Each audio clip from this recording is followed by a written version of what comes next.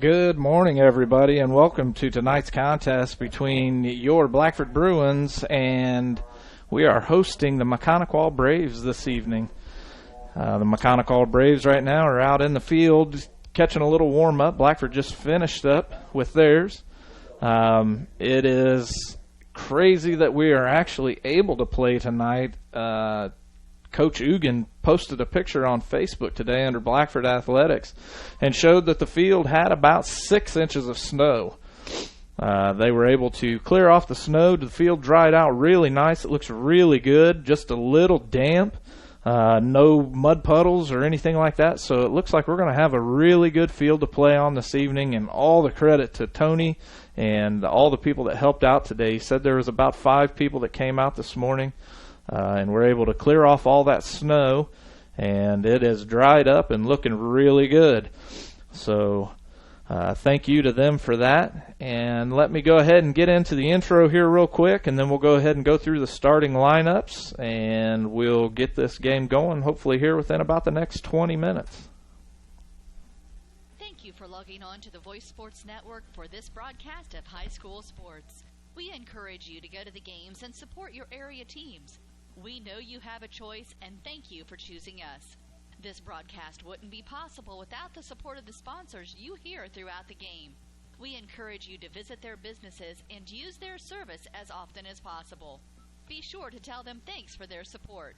Now, sit back and enjoy the game, and be sure to subscribe to our YouTube channel.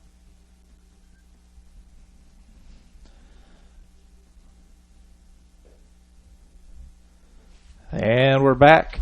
While the Braves continue taking their infield warm-up, and we're waiting on the umpires to get here and finishing everything up, we'll just go ahead and go through Maconoquah's lineup this evening. And as you can see, the Braves are starting. Number 2 is leading off this evening, Cody Cabler. He's the pitcher this evening for the Braves. Number 8, Cole Alspaw, is your designated hitter for number 1, Chase Haney, who's going to be playing second base this evening. Followed by number 17, Braxton Dewey in right field. Cleanup batter is number 6, Aaron Sedgwick, left field. Followed by number 15, Colson Silcox at first base. Number 5, Hunter Hayes is your center fielder. Number 10, Garrett Glassburn, third baseman. Number 19, Zay Snyder at catcher. And number 3, Caleb Weingardner at shortstop. And the Maconoquah Braves have just started their season. Tonight's their first game here at Blackford of the season, so I don't have a lot of stats for them. However, Blackford has just come off of a nice road trip to Kentucky and Poseyville, Indiana, where they went 0-2 against the North Posey team down there. Blackford played really well. I was told that last year Blackford only had 2 hits or 2 runs the entire weekend they were down there for those 3 games that they played last year, and this year they were only able to play 2 because of the rain at Henderson, Kentucky.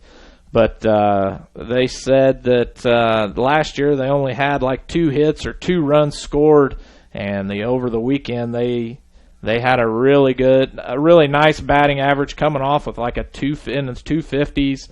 Their on-base percentage was roughly around 625 or just under 600, which is really well considering where they were last year at this time. So let's get into the Blackford lineup. Starting off this evening in the number 1 slot is number 8, Shane Elam, center field. Tonight's Shane's first game. He did not make the trip with the Bruins down to Poseyville, so it'll be interesting to see how he's going to come back this year and see what he's going to have in the tank. Number 2, Braxton Strait is your shortstop. Braxton had a fairly decent game down in Poseyville as well. Number 10, Caleb Mealy, your catcher. And batting cleanup, number 13, Dayton Dow, is your pitcher this evening. Number 6, Blaine Riddle, is second base. Number 17, Jake Ross, will be your designated hitter for Colton McNeil, number 9, at third base. Number 23, Tyler Cagle, will be at first base this evening, followed by number 12, Peyton Hurd, in left field. Brandon Strobel will be finishing out the lineup, number 4, and he's your right fielder this evening. So settle back. We're going to check out a few ads, and hopefully we'll get to see some really good baseball tonight by your Bruins.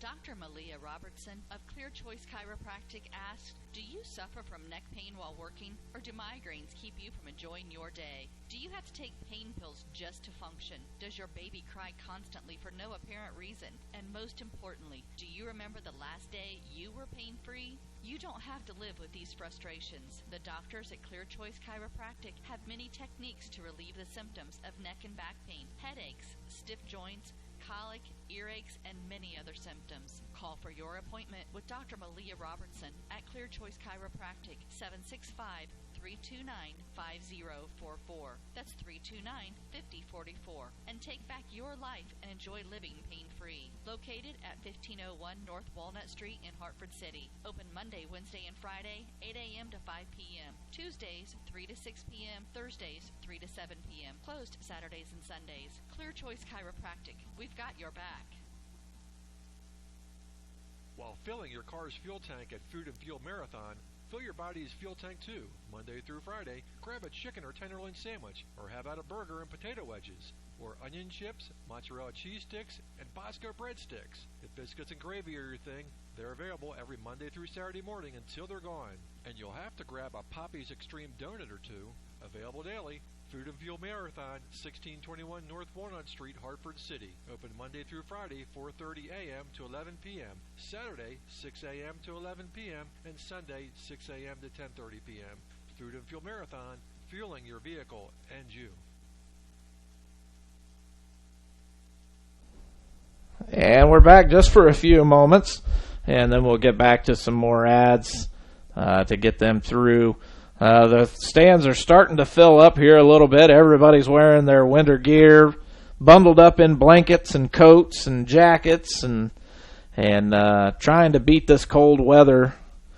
Maconoquah is still out in the field, taking their infield, and they'll be finishing up here real soon.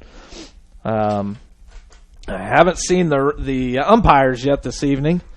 And that's maybe what we're waiting on. It is still just a quarter till 6. I did start this webcast just a little bit early, so we may be filling in with some ad reads and things like that, just to fill in some time. So settle back. The game is going to start right at 6 o'clock, and we'll get going. Foundations Building Material is proud to support Blackford High School athletics. Foundation Building Material is your local building materials distributor in East Central Indiana. Our promise to our customers is to do business with integrity and honesty and strive to be the best every day, and never forget we work for you, our customers. We are founded on principle and built on purpose. Distributors of drywall, steel studs, Armstrong ceiling, and insulation. Call Aaron Farrell, 260-471-2181. Foundations Building Materials.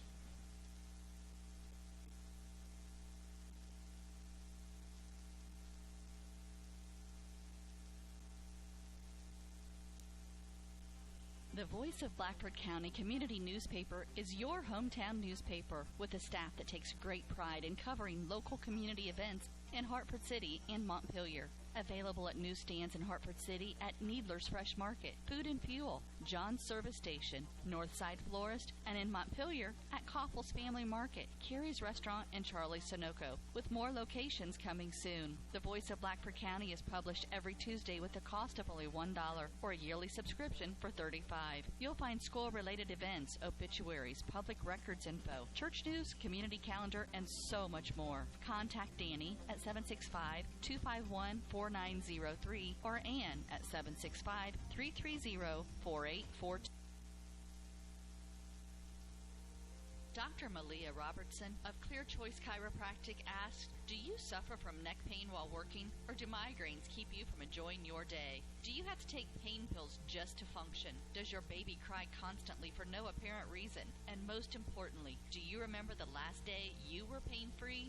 You don't have to live with these frustrations. The doctors at Clear Choice Chiropractic have many techniques to relieve the symptoms of neck and back pain, headaches, stiff joints, colic, earaches, and many other symptoms. Call for your appointment with Dr. Malia Robertson at Clear Choice Chiropractic, 765-329-5044. That's 329-5044. And take back your life and enjoy living pain-free. Located at 1501 North Walnut Street in Hartford City. Open Monday, Wednesday, and Friday, 8 a.m. to 5 p.m. Tuesdays, 3 to 6 p.m. Thursdays, 3 to 7 p.m. Closed Saturdays and Sundays. Clear Choice Chiropractic. We've got your back.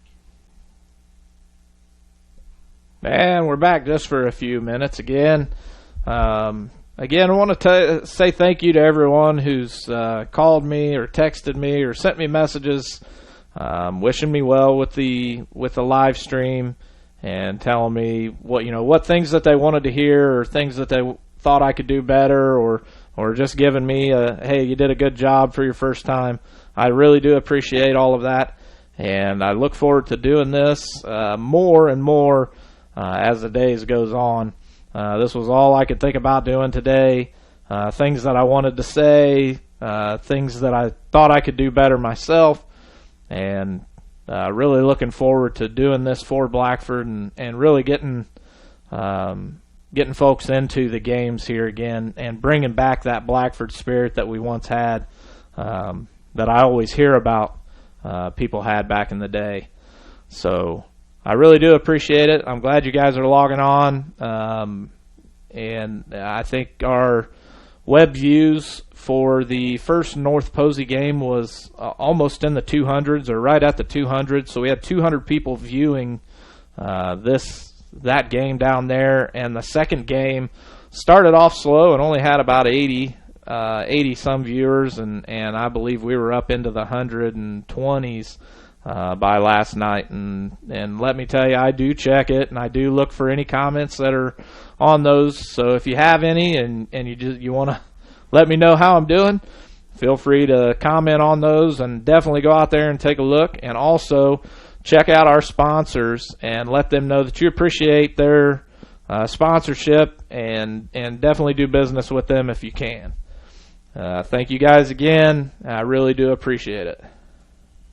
Of Blackford County Community Newspaper is your hometown newspaper with a staff that takes great pride in covering local community events in Hartford City and Montpelier. Available at newsstands in Hartford City at Needler's Fresh Market, Food and Fuel, John's Service Station, Northside Florist, and in Montpelier at Koppel's Family Market, Carrie's Restaurant, and Charlie's Sunoco, with more locations coming soon. The Voice of Blackford County is published every Tuesday with a cost of only $1 or a yearly subscription for $35. You'll find school-related events, obituaries, public records info, church news, community calendar, and so much more. Contact Danny at 765-251-4903 or Ann at 765-330-4842. The Voice of Blackford County Community Newspaper. Local news about local people.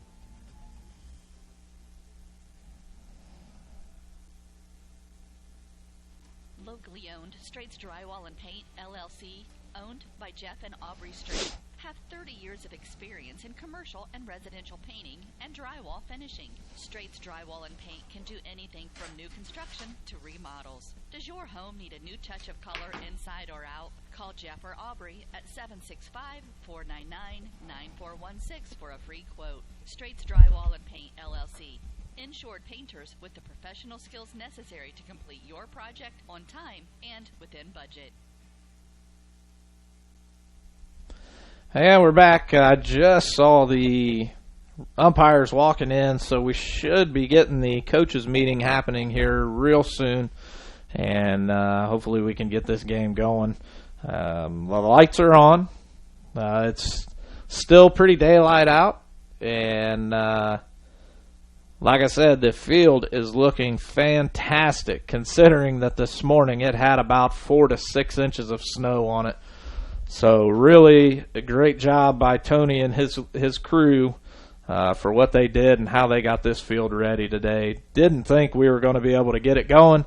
And as I posted on Facebook earlier today, I was supposed to do the girls softball game, and their field is absolutely unplayable according to Coach Lyons. He said it was just way too muddy, and he canceled his game. But Tony got his crew out, and they definitely did a great job. It looks like Maconoquah is just finishing up their infield. Seeing quite a bit of overthrows from their infield into the catcher. But, you know, if you're going to make a mistake, that's when you want to make the mistake, is when you're warming up. You don't want to make it out on the field. So let's listen to a few more of our sponsors, and we'll get this thing going here real soon after the national anthem and the introduction of the teams. While filling your car's fuel tank at Food and Fuel Marathon, fill your body's fuel tank too. Monday through Friday, grab a chicken or tenderloin sandwich, or have out a burger and potato wedges, or onion chips, mozzarella cheese sticks, and Bosco breadsticks. If biscuits and gravy are your thing, they're available every Monday through Saturday morning until they're gone. And you'll have to grab a Poppy's Extreme donut or two. Available daily. Food and Fuel Marathon, 1621 North Walnut Street, Hartford City. Open Monday through Friday, 4:30 a.m. to 11 p.m. Saturday, 6 a.m. to 11 p.m. and Sunday, 6 a.m. to 10:30 p.m. Food and Fuel Marathon, fueling your vehicle and you.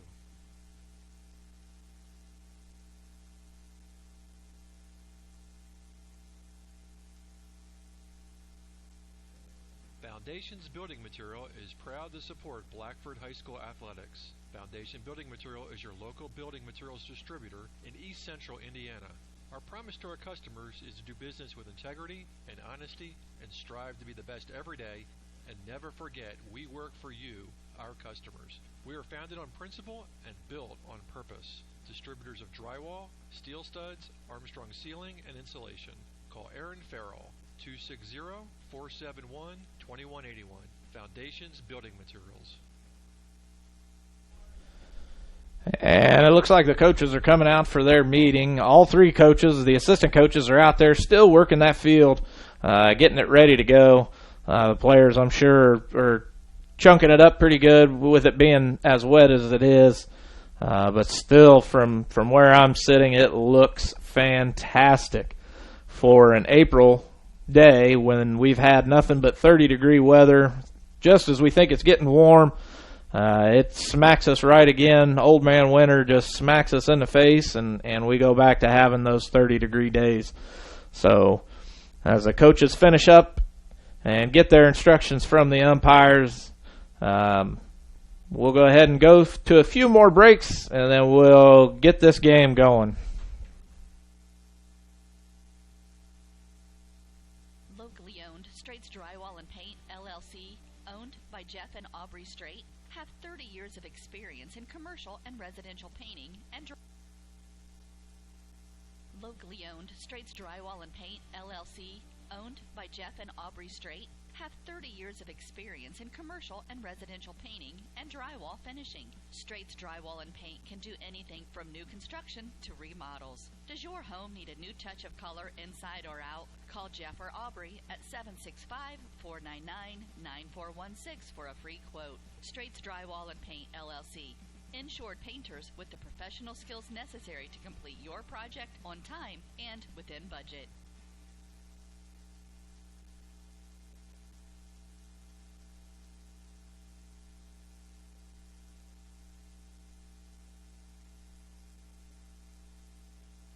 The Voice of Blackford County Community Newspaper is your hometown newspaper with a staff that takes great pride in covering local community events in Hartford City and Montpelier. Available at newsstands in Hartford City at Needler's Fresh Market, Food and Fuel, John's Service Station, Northside Florist, and in Montpelier at Koffels Family Market, Carrie's Restaurant, and Charlie Sunoco, with more locations coming soon. The Voice of Blackford County is published every Tuesday with a cost of only $1 or a yearly subscription for $35. You'll find school-related events, obituaries, public records info, church news, community calendar, and so much more. Contact Danny at 765-251-4903 or Ann at 765-330-4842. The Voice of Blackford County Community Newspaper. Local news about local people.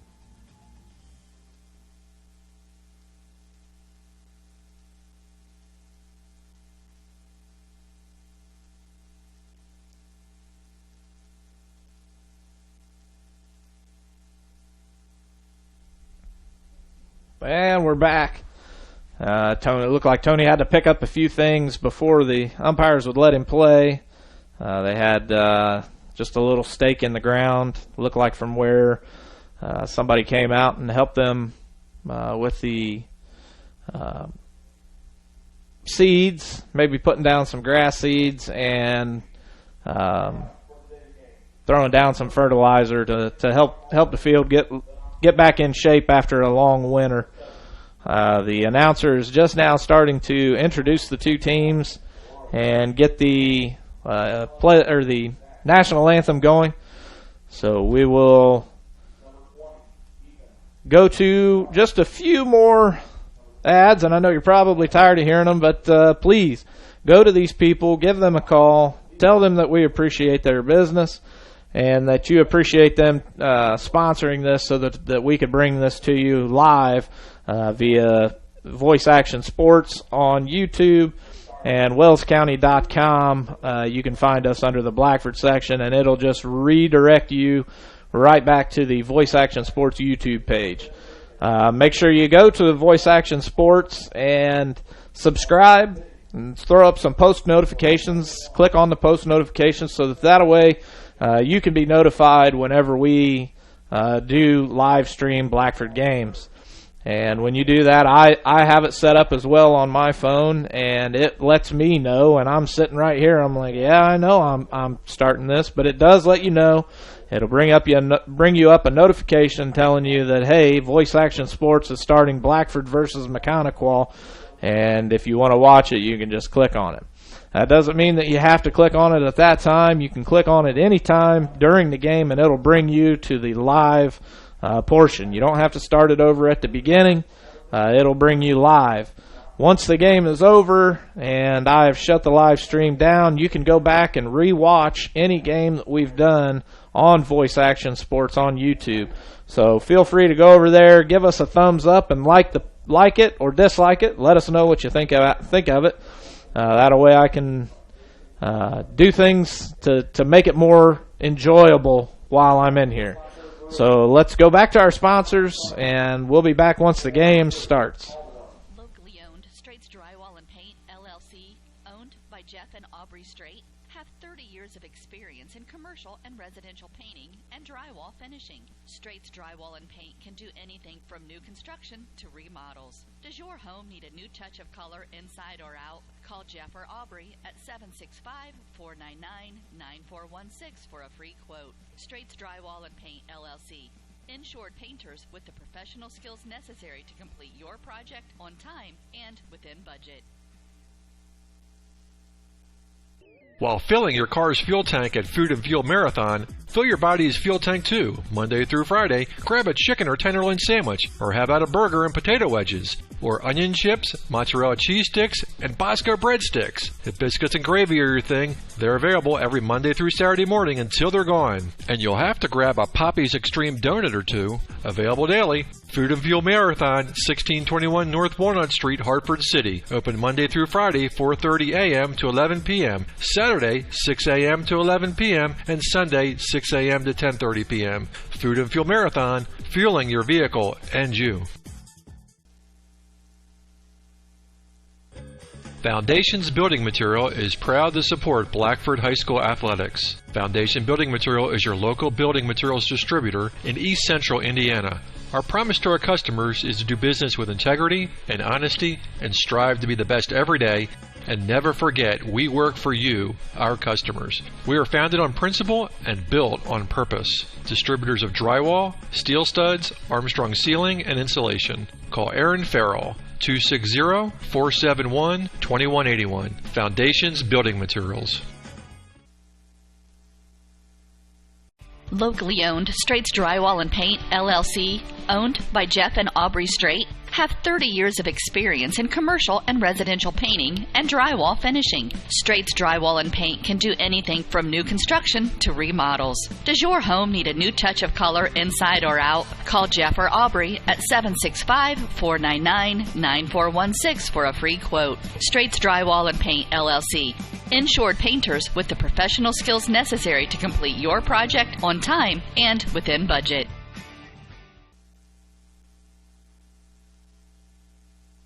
While filling your car's fuel tank at Food and Fuel Marathon, fill your body's fuel tank too. Monday through Friday, grab a chicken or tenderloin sandwich, or have out a burger and potato wedges, or onion chips, mozzarella cheese sticks, and Bosco breadsticks. If biscuits and gravy are your thing, they're available every Monday through Saturday morning until they're gone. And you'll have to grab a Poppy's Extreme donut or two, available daily. Food and Fuel Marathon, 1621 North Walnut Street, Hartford City. Open Monday through Friday, 4:30 a.m. to 11 p.m. Saturday, 6 a.m. to 11 p.m. and Sunday, 6 a.m. to 10:30 p.m. Food and Fuel Marathon, fueling your vehicle and you.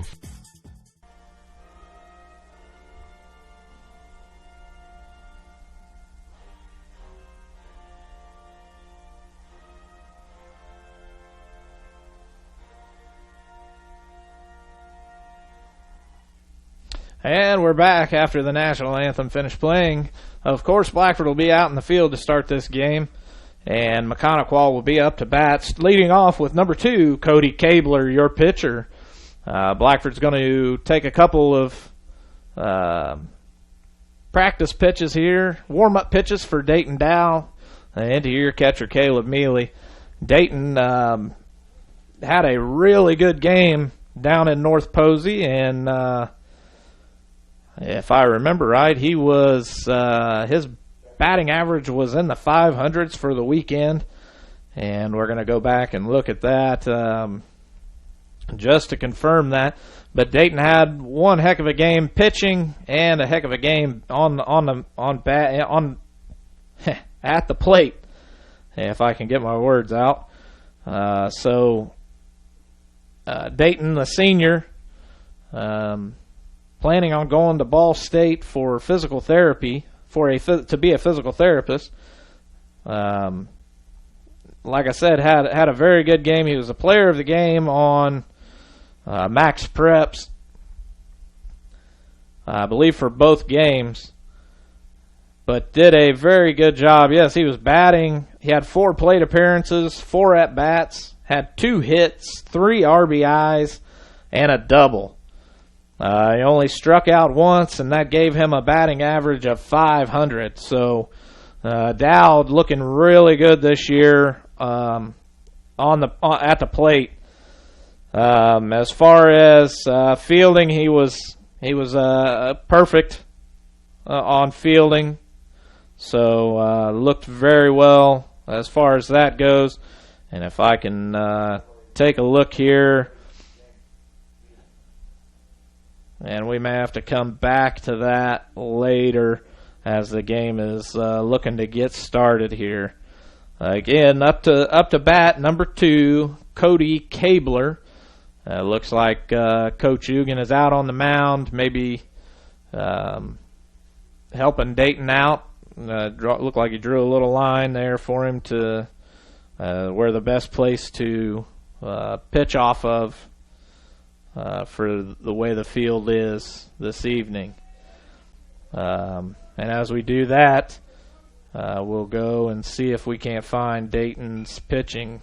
And the first pitch is a grounder up to the shortstop. Braxton Strait picks it up, throws it down to Cagle for the first out of the game. And as I was saying, Dayton Dow's ERA was a 7. Which is not necessarily great, but considering where we were last year, not too bad. He pitched 3 innings. He gave up 3 hits, 3 runs, but all 3 earned runs. He walked 3 and only struck out 1. And up to bat now, number 8 for the Braves, Cole Alspaugh. He's the designated hitter and takes first pitch for strike 1. He's designated hitter for number 1, Chase Haney, who's playing second base this evening. On deck, number 17, Braxton Dewey. And Dayton, here comes the pitch. A high ball gets Cole to swing for strike 2. 0-2 count, 1 out in the first inning.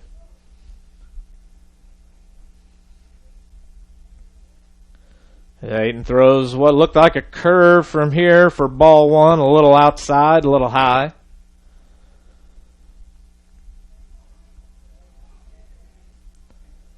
And he strikes him out swinging for the second out.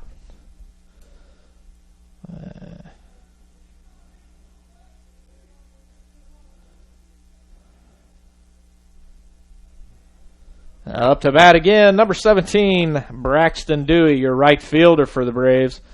First pitch from Dayton, ball 1. Again, 2 outs, 1-0 count. We've got 2 up, 2 down so far. Second pitch, ball 2.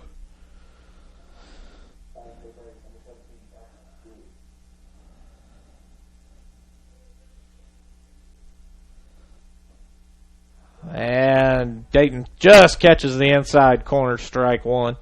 2-1 count, 2 outs.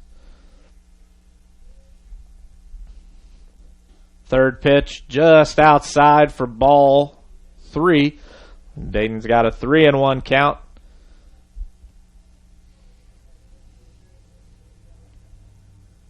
Dayton started his windup, but the umpire said, nope, I'm not ready yet, hang on.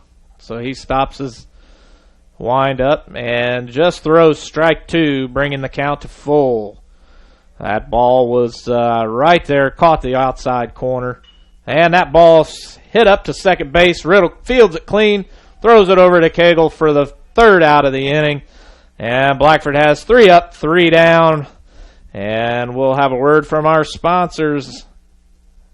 While filling your car's fuel tank at Food and Fuel Marathon, fill your body's fuel tank too. Monday through Friday, grab a chicken or tenderloin sandwich, or have out a burger and potato wedges, or onion chips, mozzarella cheese sticks, and Bosco breadsticks. If biscuits and gravy are your thing, they're available every Monday through Saturday morning until they're gone. And you'll have to grab a Poppy's Extreme donut or 2, available daily. Food and Fuel Marathon, 1621 North Walnut Street, Hartford City. Open Monday through Friday, 4:30 a.m. to 11 p.m. Saturday, 6 a.m. to 11 p.m. and Sunday, 6 a.m. to 10:30 p.m. Food and Fuel Marathon, fueling your vehicle and you. Locally owned Straits Drywall and Paint, LLC, owned by Jeff and Aubrey Strait, have 30 years of experience in commercial and residential painting and drywall finishing. Straits Drywall and Paint can do anything from new construction to remodels. Does your home need a new touch of color inside or out? Call Jeff or Aubrey at 765-499-9416 for a free quote. Straits Drywall and Paint, LLC. Insured painters with the professional skills necessary to complete your project on time and within budget. And we're back. The Braves just finishing up their warm-up, pitching warm-up. And as I said earlier, we're going to have number 8, Shane Elam, his first game back for the year. And we'll see what Shane's got, followed by number 2, Braxton Strait, the shortstop. And number 10, Caleb Mealy, your catcher.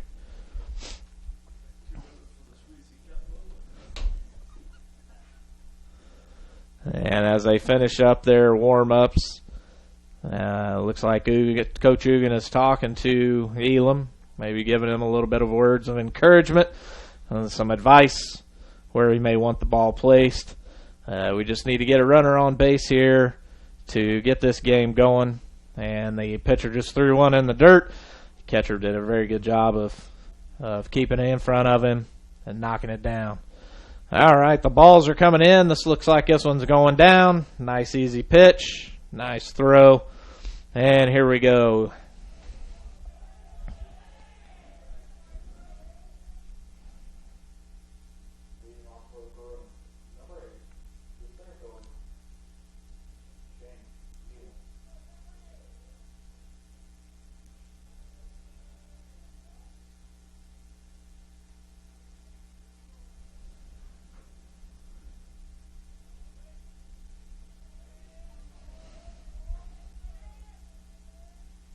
And the windup, the pitch, and it looked a little low. Strike one. You could tell Elam didn't want any part of that low pitch. It looks like the umpire is going to be fairly consistent tonight, calling the low pitches down below the knees. Second pitch in the dirt for ball one. 1-1 count, and no outs yet. Elam, your leadoff batter.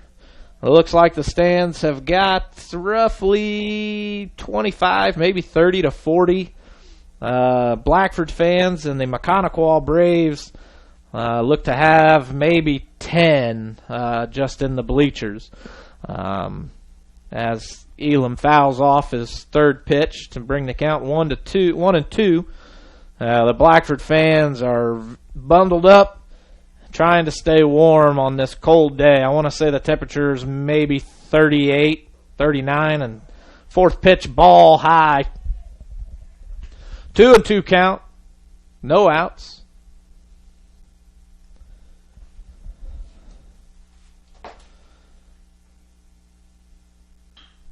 And Elam hits one just in the gap. The shortstop unable to handle it, and he's going to get a base hit out of that one. That was a nice hard-hit ground ball just out of reach of the shortstop. Unable to stop it. Goes out into left field.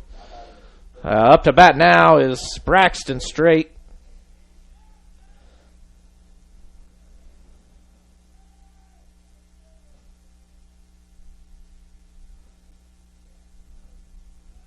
Braxton takes one outside, ball one.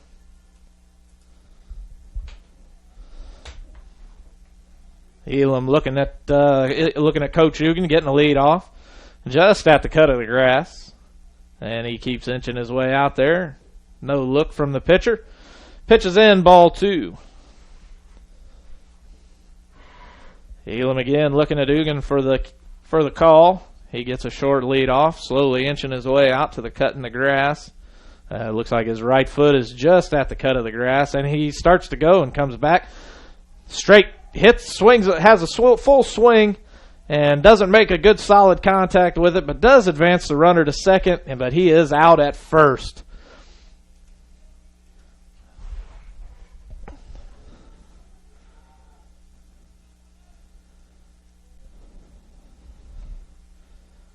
Up to bat now, Caleb Mealy, your catcher, number 10.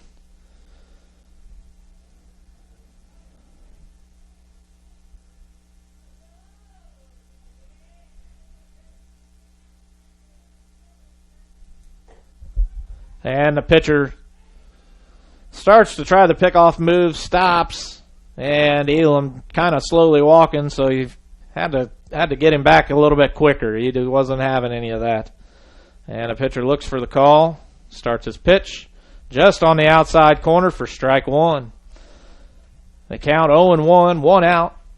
Elam on second base, looking at Hugan for the call.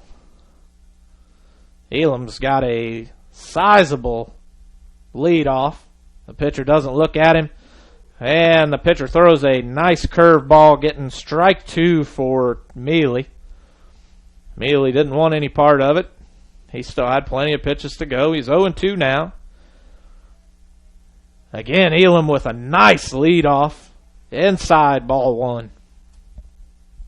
The pitcher not paying Elam any attention, just giving him a look and going ahead and starting his wind up and throwing the ball in.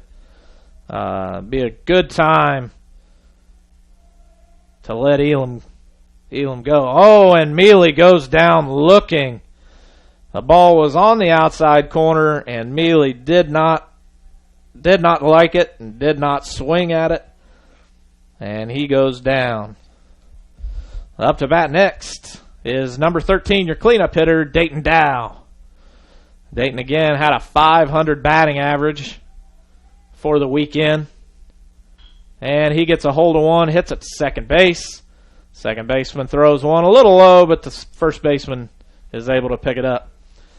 And while we change positions, the score is still 0-0. No runs scored. Let's go to commercial break, and we'll be back. Foundations Building Material is proud to support Blackford High School athletics. Foundation Building Material is your local building materials distributor in East Central Indiana. Our promise to our customers is to do business with integrity and honesty and strive to be the best every day. And never forget, we work for you, our customers. We are founded on principle and built on purpose. Distributors of drywall, steel studs, Armstrong ceiling, and insulation. Call Aaron Farrell, 260-471-2181. Foundations Building Materials.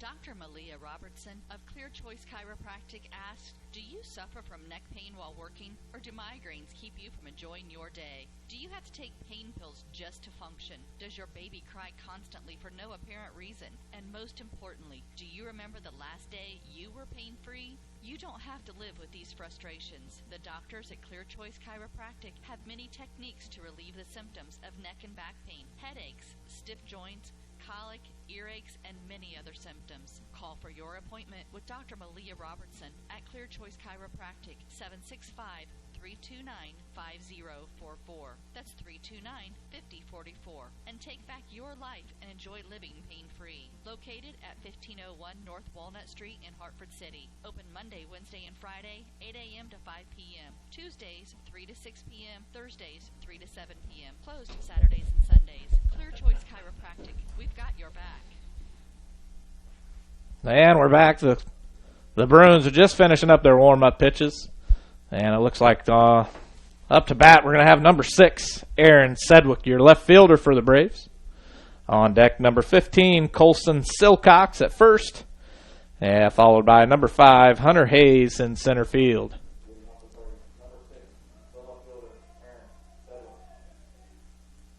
And the first pitch is down the middle. Hit to second base. And Blaine Riddle fields it clean for the first out of the inning. And I still have somebody on second base, and that is not right. One of these days I'll learn how to clear all that off.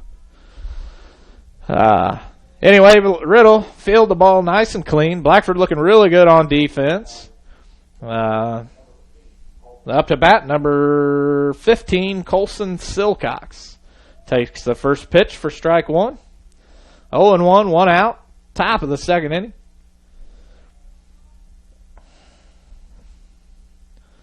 Second pitch right down the middle, swing and strike. Dayton Dow looking really comfortable out there on the mound, even though it's cold. And third pitch, curveball just misses it. He wanted that one. Caleb thought that was going to be good. He was ready to throw down and get the round. Get that strikeout looking. And they get it this time.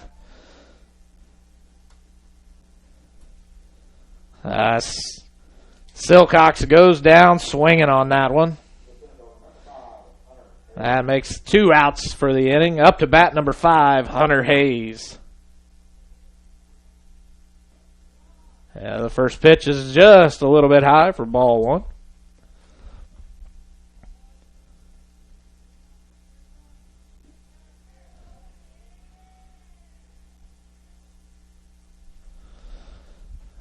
Looks like the second pitch was a ball. I think I might be putting stuff up there that shouldn't be up there. So it looks like we have a 1-1 count, maybe a 2-1 count now. I was busy writing.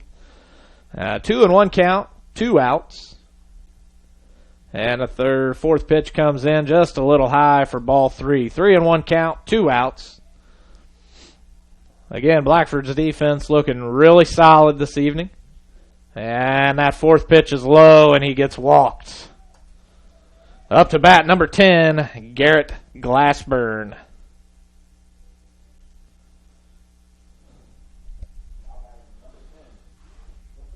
Again, this is the Braves' first game of the season. And they drove all the way from Bunker Hill, Indiana, down to Hartford City and Blackford to play us. First pitch high and inside, ball one. Hayes on first.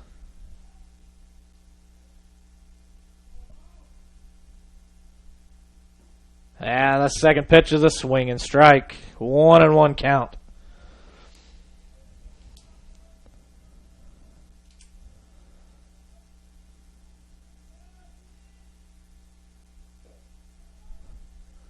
And third pitch is ball. 2-1 count. 2 outs. And we are in the top of the second inning. And I'll learn to click those over. More games we have. Glassburn swings. It looks like I may have cleared everything. 2-2 count. 2-2 count. 2 outs. Runner on first, and he gets him swinging on that outside pitch. There was a runner on first, and they go ahead and throw down and finish out that inning with the third out. And we'll be back after this word from our sponsors. While filling your car's fuel tank at Food and Fuel Marathon, fill your body's fuel tank too. Monday through Friday, grab a chicken or tenderloin sandwich, or have out a burger and potato wedges, or onion chips, mozzarella cheese sticks, and Bosco breadsticks. If biscuits and gravy are your thing, they're available every Monday through Saturday morning until they're gone.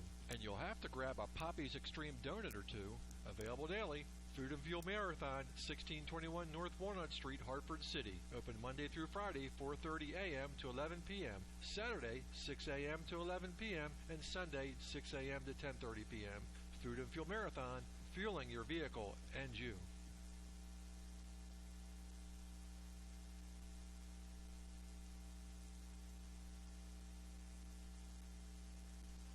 The Voice of Blackford County Community Newspaper is your hometown newspaper with a staff that takes great pride in covering local community events in Hartford City and Montpelier. Available at newsstands in Hartford City at Needler's Fresh Market, Food and Fuel, John's Service Station, Northside Florist, and in Montpelier at Koppel's Family Market, Carrie's Restaurant, and Charlie's Sunoco, with more locations coming soon. The Voice of Blackford County is published every Tuesday with a cost of only $1 or a yearly subscription for $35. You'll find school-related events, obituaries, public records info, church news, community calendar, and so much more. Contact Danny at 765-251-4903 or Ann at 765-330-4842. The Voice of Blackford County Community Newspaper. Local news about local people. And we're black as Riddle comes to the plate. Blaine, a senior as well for Blackford, has played all 4 years. Also on the football team. On deck, we're going to have Jake Ross. First pitch, a little low, called strike. 0-1 count, no outs. Riddle leading off the bottom of the second.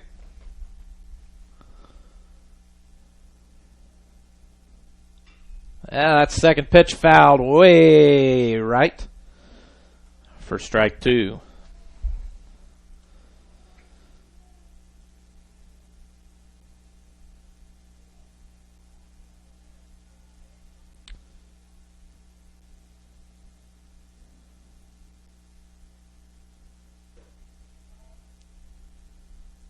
Riddle this weekend had 2 at-bats, 4 plate appearances, and had a .500 on-base percentage as he takes ball 1.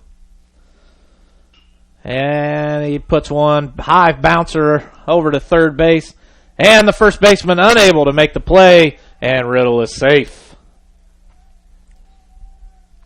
That's going to be an error on the first baseman. That was in the second game, his .500% His .500 on-base percentage. The first game, his batting average was a .333, and again had .500 batting average with 1 hit recorded. Up to bat now, Jake Ross. Jake Ross, also another senior. Takes first pitch, ball 1.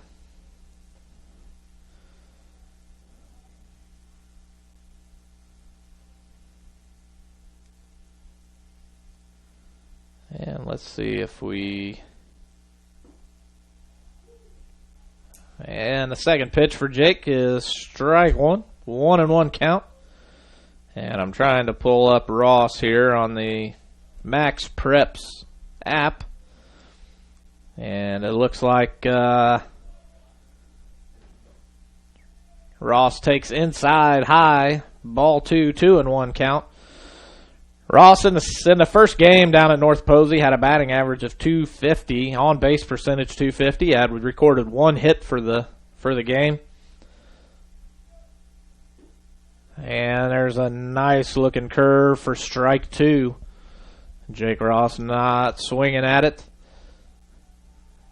Now the count 2-2, no outs. Riddle getting the lead, not quite to the edge of the grass. Yeah, he's still inching his way out there. The pitcher checking him, Ross, and he tries to pick him off. Ross makes it back safe. Riddle. Riddle makes it back safe.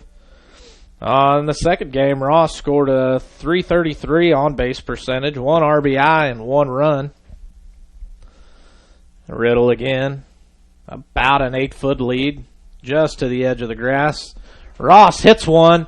This one might drop. It does, in the gap between right and center field, advancing Riddle to second base. So we have runners on first and second now, no outs, and the big Tyler Cagle, the senior, headed to Indiana University next year. And I believe, if I'm not mistaken, he is wanting to get into media down at IU. Runners on first and second. Riddle on first.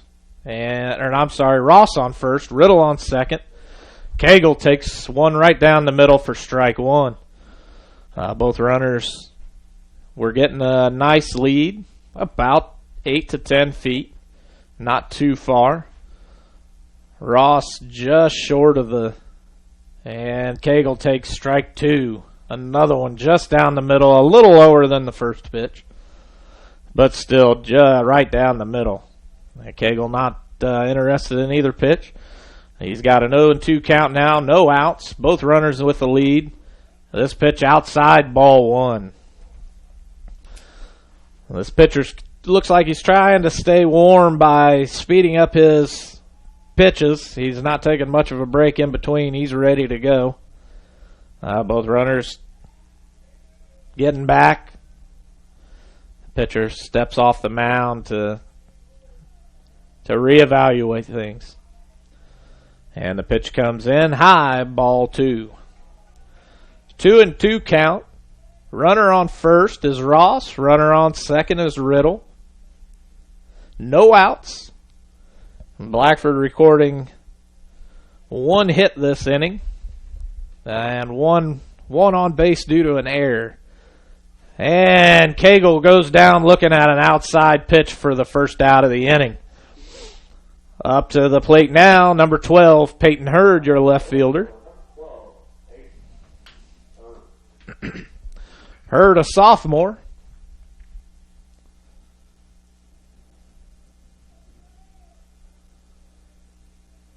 Both runners getting the lead. The pitcher looking hard at Riddle. Hurd takes inside pitch, strike 1. Hurd also went down to the Trip this weekend. Pitched 2 2/3 inning, I believe. And Hurd hits one right back to the pitcher. And Maconoquah looked like they were trying to turn 2. But the second baseman looked like he was not ready for it and lets the ball go by him.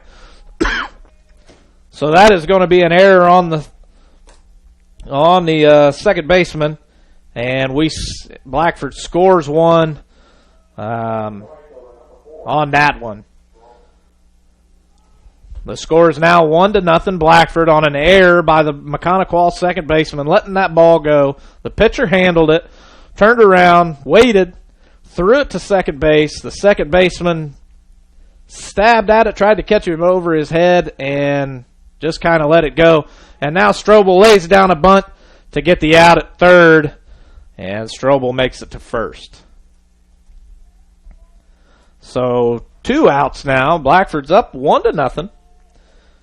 And I'm trying to catch up here with my paperwork. I kind of got into the game a little too much and forgot that I also had to write things down so that I could give you guys the stats as the game progresses. Up to bat now, number 8 is Shane Elam, back at the top of the lineup.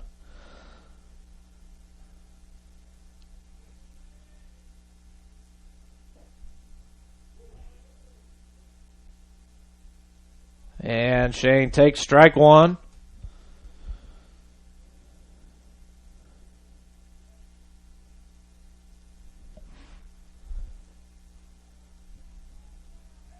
Pitcher still runners on first and second. Hurt on second. Strobel on first.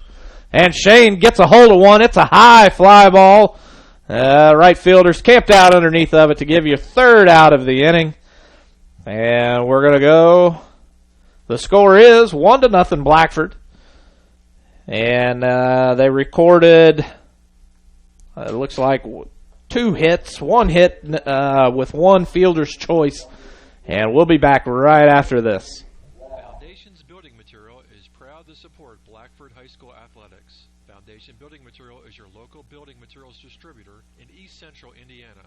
Our promise to our customers is to do business with integrity and honesty and strive to be the best every day, and never forget we work for you, our customers. We are founded on principle and built on purpose. Distributors of drywall, steel studs, Armstrong ceiling, and insulation. Call Aaron Farrell, 260-471-2181. Foundations Building Materials. So after 1.5 innings, after 2 full innings, Blackford is up 1-0. We're in the top of the third. I believe the scoreboard is only showing the second inning, and so I'm trying to think back here if I may have made a mistake. I don't think I did, and maybe he just hasn't flipped his yet. But so far, Blackford's had 2 strikeouts looking. No one struck out yet. Everybody is at least making contact with the ball. Only 1 batter has made 2 plate appearances, and that's Elam. And right now, up to bat for the Braves is number 19, Zay Snyder, the catcher. Dayton brings a curveball on the inside, hitting that inside corner for strike 1. 0-1 count. And Snyder gets a hold of one up to the shortstop. Straight fields it clean. Cagle unable to field it, though. Mealy there for the backup. And Snyder makes it to second base.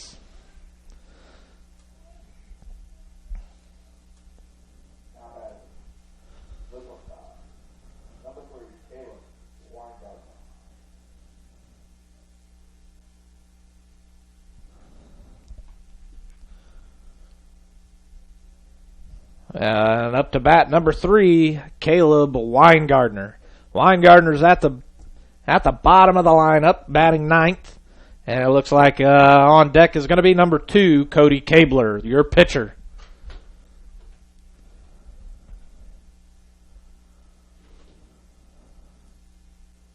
The umpire just now getting ready.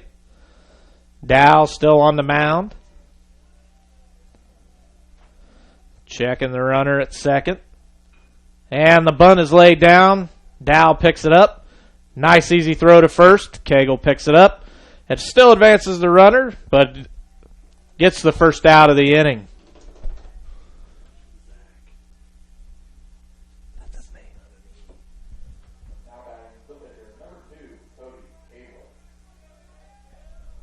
So it's Zach Snyder. So Snyder's still on third. Sorry about that. Some coaches don't know how to write yet. Just kidding. And Cody gets a nice shot out into right field, fielded clean by Strobel for the base hit. And the run scores, tying the ball game up. That is Dow's first earned hit of the game. And Snyder does score.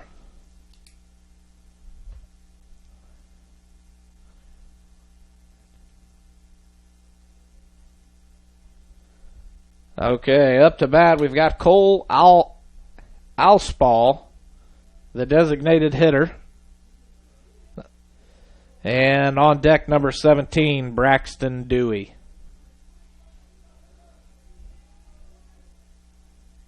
The first pitch is swinging foul ball straight back to the fence here in front of the camera.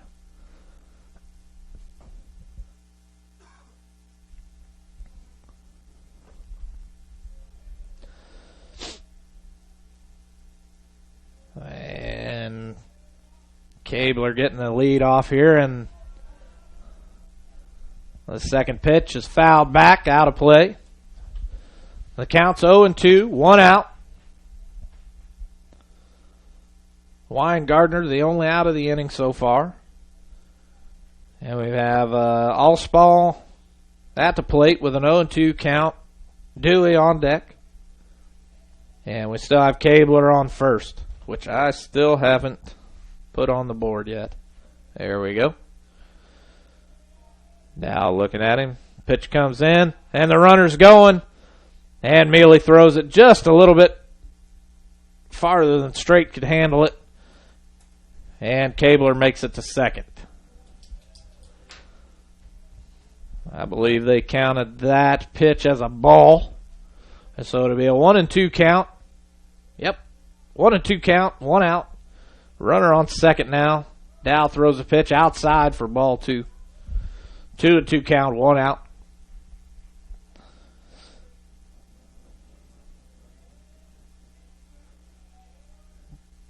Dow with the pitch, swinging, strike 3. 2 outs now for the inning. And that's Alspall's second K for the game with his second at-bat.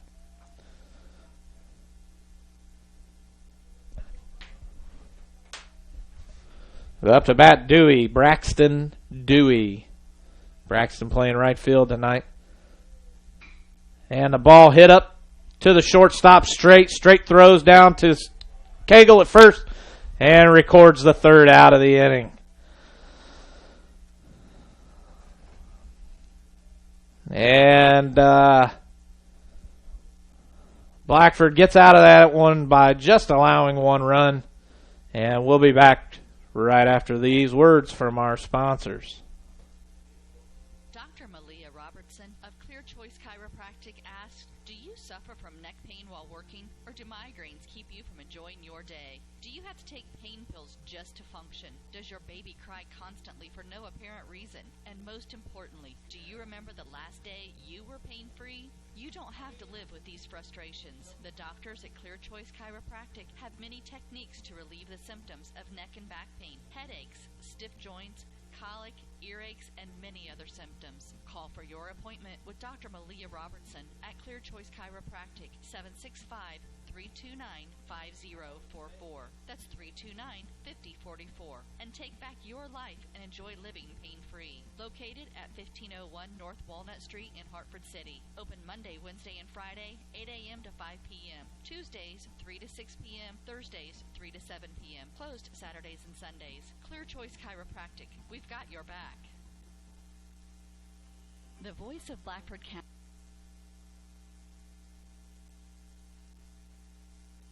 The Voice of Blackford County Community Newspaper is your hometown newspaper with a staff that takes great pride in covering local community events in Hartford City and Montpelier. Available at newsstands in Hartford City at Needler's Fresh Market, Food and Fuel, John's Service Station, Northside Florist, and in Montpelier at Koppel's Family Market, Carrie's Restaurant, and Charlie's Sunoco, with more locations coming soon. The Voice of Blackford County is published every Tuesday with a cost of only $1 or a yearly subscription for $35. You'll find school-related events, obituaries, public records info, church news, community calendar, and so much more. Contact Danny at 765-251-4903 or Ann at 765-330-4842. The Voice of Blackford County Community Newspaper. Local news about local people.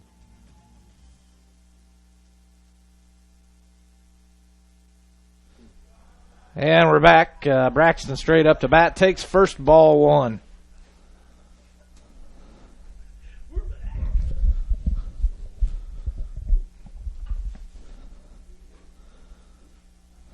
And the pitch just misses the outside corner, ball two. 2-0 count. Blackford tied now with the Braves, 1-1.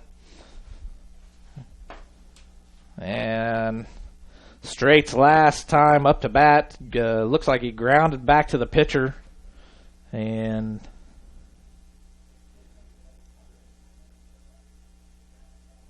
it doesn't look like he made it on base. It looks like he may have bunted. And now the count's 3-1. I missed that first pitch.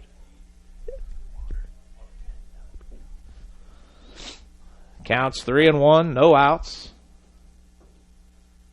Pitcher's in a full wind-up mode. The pitch has come. It's a high fly ball back. The catcher's trying to make a play on it, and it's on the outside of the fence for strike two, bringing the count to full. The catcher, number 19, Zach Snyder, tried to make a play on it, but couldn't quite get to it because it was just out of bounds and hit on the fence that goes into the field. So Straight has a full count now. The pitch comes in. He just gets a hold of it, and I think he's going to beat this one out, and he does. This was just put into that area where no one could get to it, and Straight records his first actual hit of the game.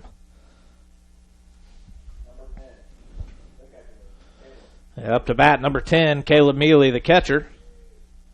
Mealy last time went down looking to redeem himself on this at-bat. Straight with about an 8-foot lead. He's slowly inching it. And Mealy swings for strike one. 0-1 count on Mealy. Straight on first. Extending his lead out.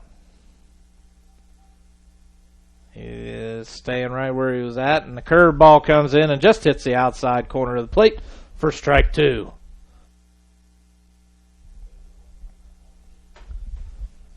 Straight again, starting to get his lead, about 8 foot. The pitcher takes a look at him. Doesn't want to try anything. Ball comes into the inside corner for strike three, and Mealy is out. Straight goes ahead and extends his run out to second base for the steal on the passed ball.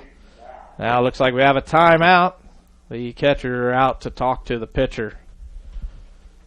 So Mealy goes down looking again on an outside pitch. This umpire calling him just outside, but enough to get him to call that strike. Up to bat, Dayton Dow. Dayton Dow grounded out the last time he was up to bat, gets a hold of one, and it's foul. 0-1 count. One out. Still have Straight lingering out there on second base. Straight looking to Tony for the call. Just now starting to get his lead. A short lead right now. And the pitch comes in. A curveball on the outside. Way outside on that one for ball one. Dow looking at Dugan for the call. And he approaches the plate. Now Straight has an even bigger lead this time. And Straight out to about 12 foot. Shortstop just behind him.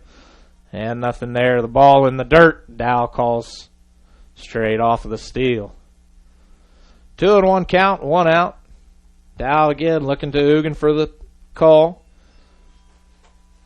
Straight getting his lead off. A little bit shorter than the last time. Slowly inching his way out there. The shortstop hanging out just behind him. The pitcher starts up and steps off the plate. And we've got a restart here. Dow up to the plate. Straight, slowly inching out that lead. The pitch comes in, and a curveball getting Dow to swing for strike 2. 2-2 count, 1 out.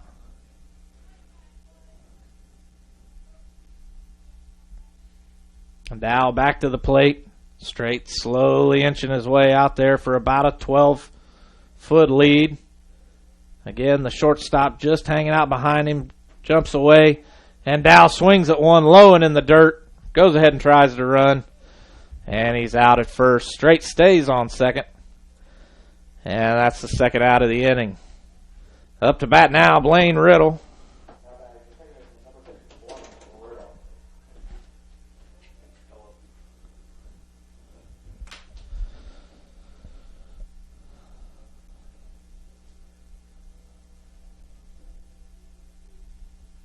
Riddle up to the plate.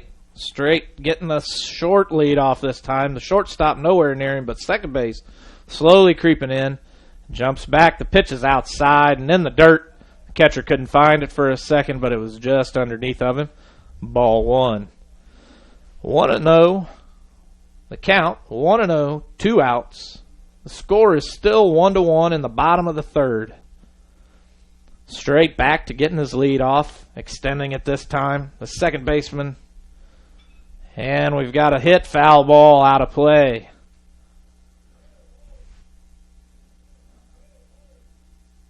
Blaine got a nice piece of that one, but it went straight back and to the right. For strike 1. 1-1 count. Straight again with a lead off, shorter this time. The shortstop right behind him. The ball is pitched straight down the middle, and it's going to be in the stands. Strike 2.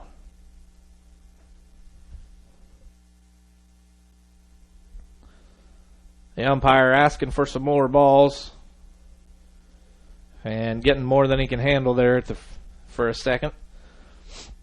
They count 1-2.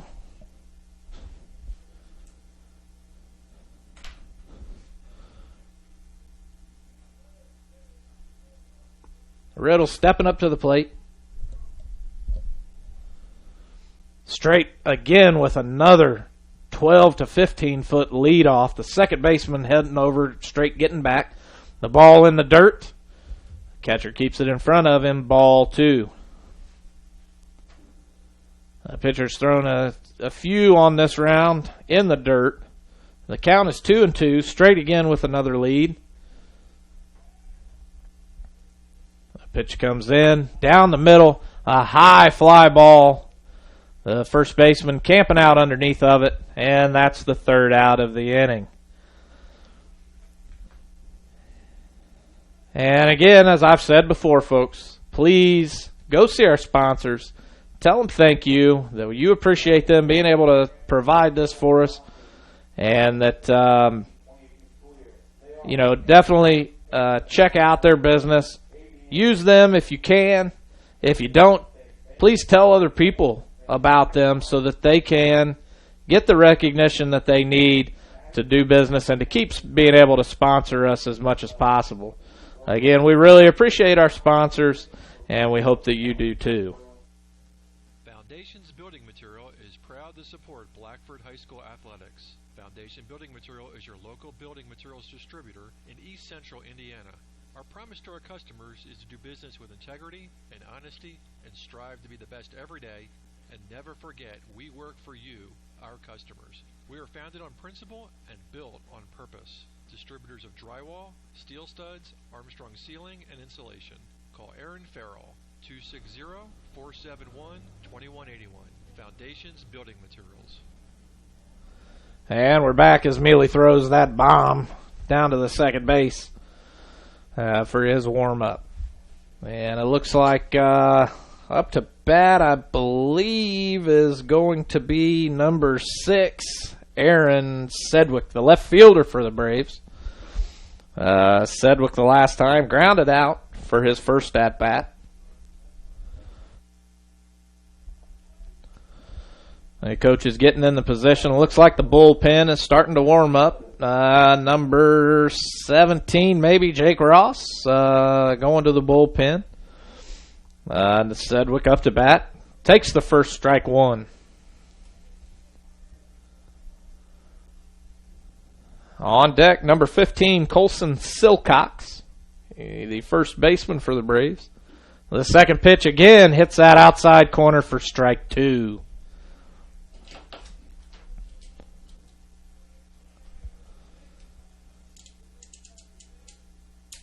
Third pitch comes in and hits the batter, giving him that walk. And again, I was leaving the second baseman straight, still hanging out on second base.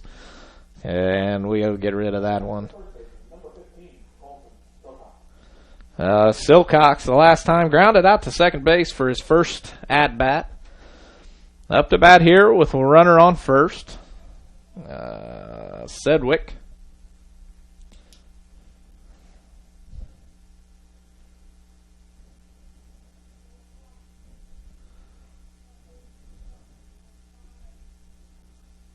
And the pitch comes in, and he tries for the bunt, and foul ball. 0-1 count. Silcox going for the bunt to try to advance the runner. Unsuccessful in his first attempt. We'll see if he tries to go it again. And it looks like the Braves also have a number 17 in the bullpen, Braxton Dewey. The pitch comes in high, ball 1.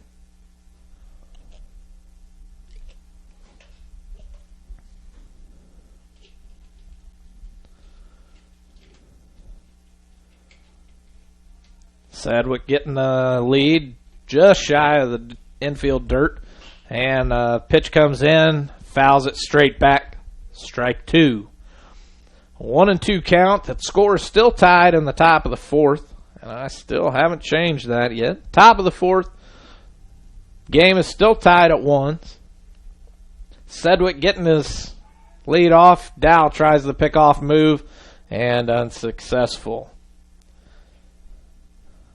Silcox up to bat. A 1-2 count. No outs. The pitch comes in high and inside for ball 2. Bailey looking to pick off the runner at first. Goes ahead and holds on to it. The pitch comes in. Oh, and that was close. He did not try to get back fast at all. Mealy went ahead and threw it down, and Cagle unable to get the tag on the runner. Full count. Ball's inside for the walk. We have runners on first and second now. And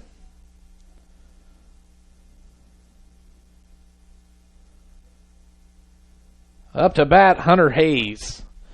And it looks like Ugin is going out to the mound to talk to his senior pitcher.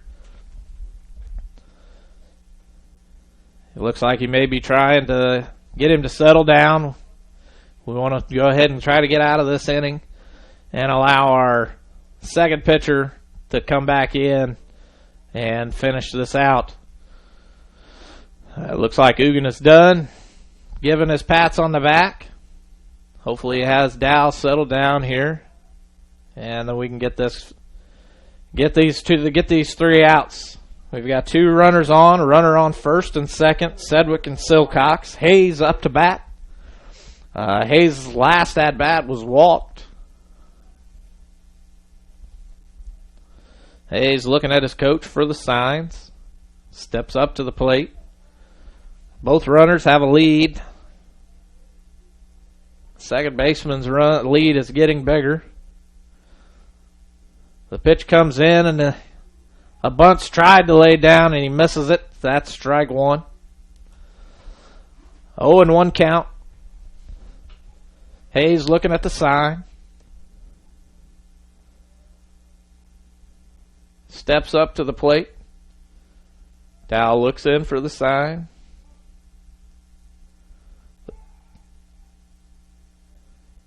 Dow doesn't like the lead that Sedgwick was getting, so he steps off the mound, gets him to run back. Again, Dow. Pitch comes in. Pitch was just inside, hit just above me at the press box. Strike two. 0-2 count. Runner on first and second. Silcock and Sedgwick. Hayes up to bat. 0-2 count. Scores tied 1-1, top of the fourth.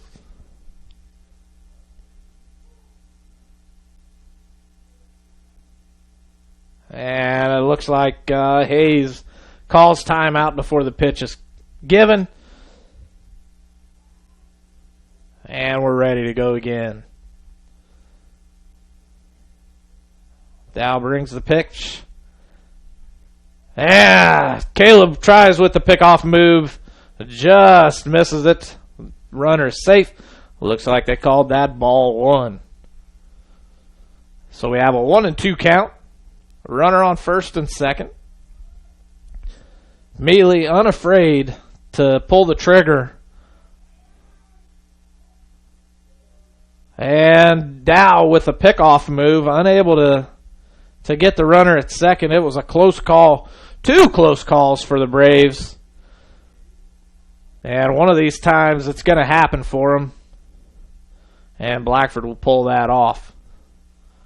Dow with the pitch. Just low. Ball two. 2-2 count. Runners on first and second. Sedgwick and Silcox. Hayes at bat. The pitch comes in way inside, bringing the count to full.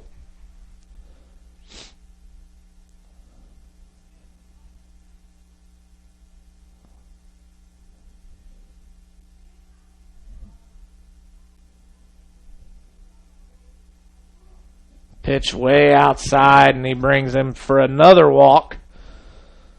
Hayes with his second walk of the game. Bringing up to bat,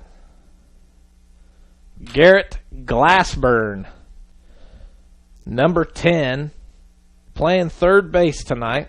He goes straight over to his coach. Bases loaded, no outs.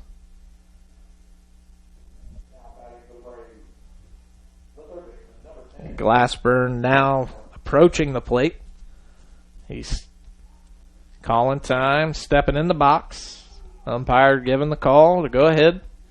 Dow with the pitch, another outside pitch, and gets the call, strike one. That pitch definitely looked outside. Mealy having to move his glove to his right side, and he's standing with his right leg on the box. And Dow with another pitch gets strike two. 0-2 count for Glassburn.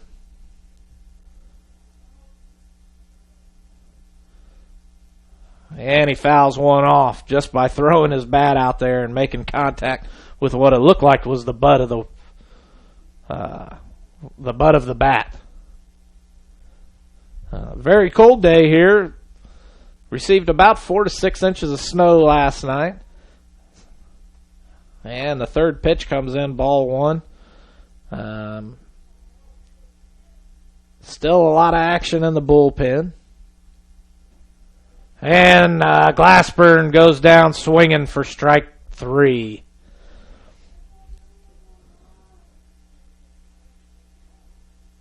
Up to bat, number 19, Zach Snyder.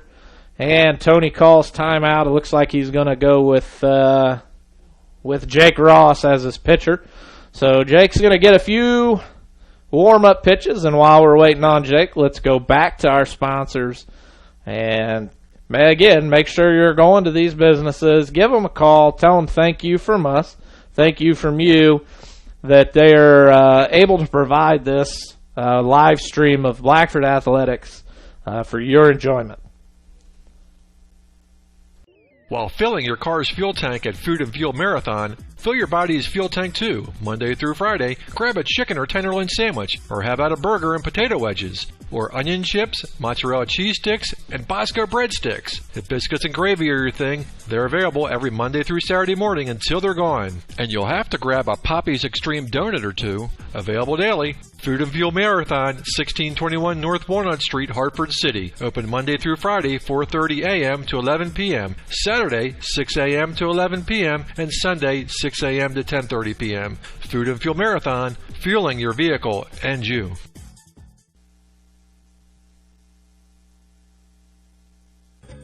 Foundations Building Material is proud to support Blackford High School athletics. Foundation Building Material is your local building materials distributor in East Central Indiana. Our promise to our customers is to do business with integrity and honesty and strive to be the best every day. And never forget, we work for you, our customers. We are founded on principle and built on purpose. Distributors of drywall, steel studs, Armstrong ceiling, and insulation. Call Aaron Farrell, 260-471-2181. Foundations Building Materials. And we're back as Jake Ross finishes up his warm-up pitches. Jake pitched this weekend and had an ERA of 9.33. He pitched 3 whole innings, had 4 hits off of him, 6 runs, 4 earned runs, and 3 walks, 1 strikeout, 1 double, 1 home run. He gave up a on-base average of 400, an on-base percentage of 571. He pitched about 50 pitches this weekend.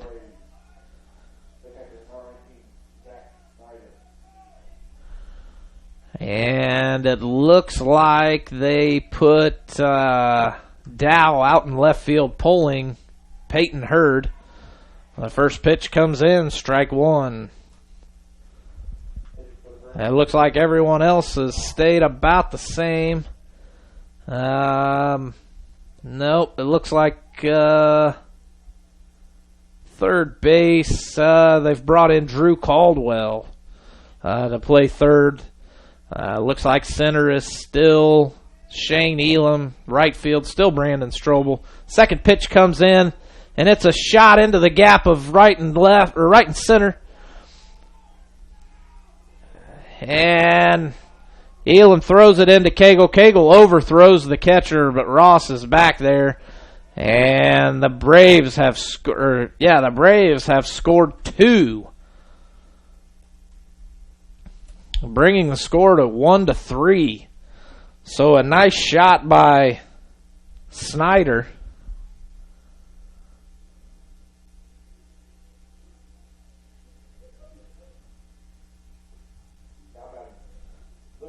Snyder hitting that one in the gap. And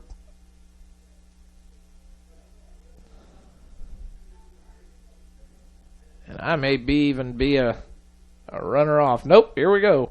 Up to bat, number 3, Caleb Weingardner. Takes the first pitch for a strike. But Snyder hitting one in between the 8-9 gap and bringing in two runs. Another shot by Weingardner. Fielded clean by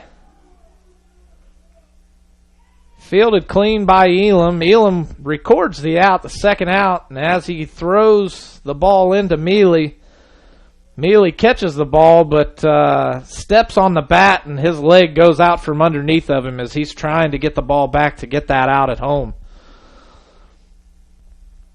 So Mealy trying to shake that one off as another run scores.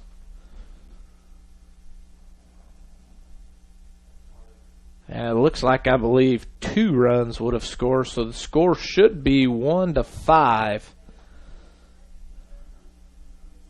Unless I'm missing something here. Nope, the runner was out, so the score would be 1-4. And only the runner from third. The runner that was on second advances to third. The runner on third advanced home. The first pitch comes in, ball high. 1-0 count, 2 outs. The score is 1-4. Ross trying to get Blackford out of this inning. And we've got Cody Cabler up to bat. Second pitch recorded for a strike. 1-1 count, 2 outs. Scores 1-4. Runner on third. Ross with the pitch. Comes in just on the outside corner for strike 2.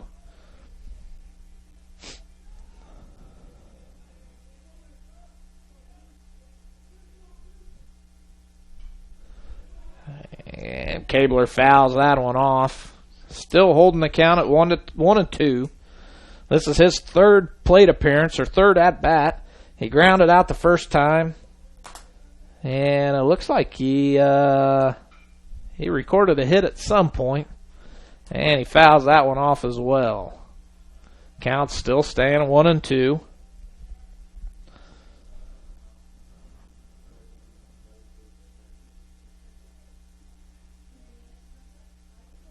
Ross with the pitch, and that one right down the middle, and Elam hustling over and makes the catch to record the third out of the inning.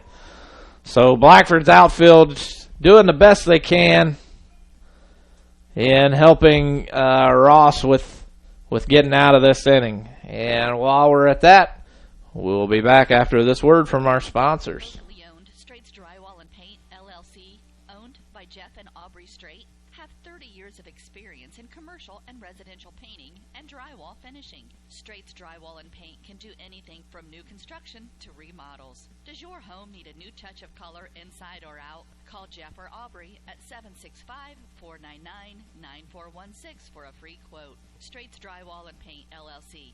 Insured painters with the professional skills necessary to complete your project on time and within budget. The Voice of Blackford County Community Newspaper is your hometown newspaper with a staff that takes great pride in covering local community events in Hartford City and Montpelier. Available at newsstands in Hartford City at Needler's Fresh Market, Food and Fuel, John's Service Station, Northside Florist, and in Montpelier at Koppel's Family Market, Carrie's Restaurant, and Charlie's Sunoco, with more locations coming soon. The Voice of Blackford County is published every Tuesday with a cost of only $1 or a yearly subscription for $35. You'll find school-related events, obituaries, public records info, church news, community calendar, and so much more. Contact Danny at 765-251-4903 or Ann at 765-330-4842. The Voice of Blackford County Community Newspaper. Local news about local people. And we're back. The score is 1-4 in the bottom of the fourth. 3 runs given up in the top of the fourth inning by Blackford. The Braves now have a 3-run lead. Ross is up to bat. Ross did get a hit last at bat, so let's see if we can get him to do it again here.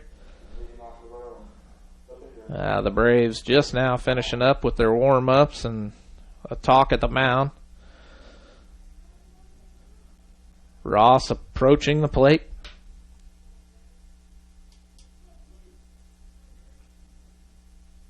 The pitch comes in just a little high, ball 1.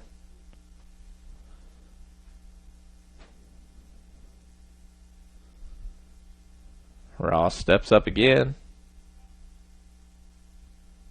Pitch comes in way low, ball 2.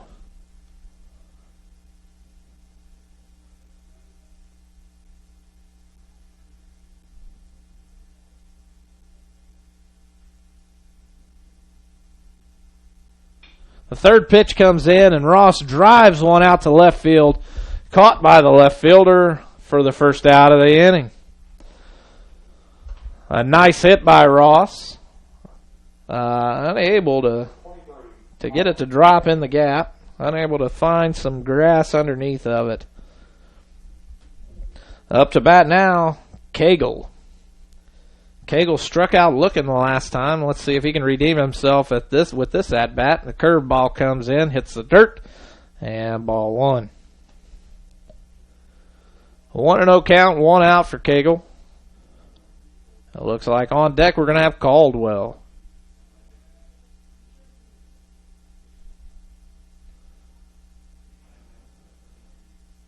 Ball comes in straight down the middle for strike one.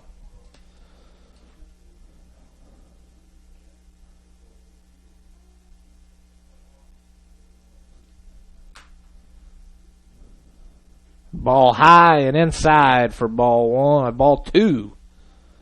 2-1 count, one out.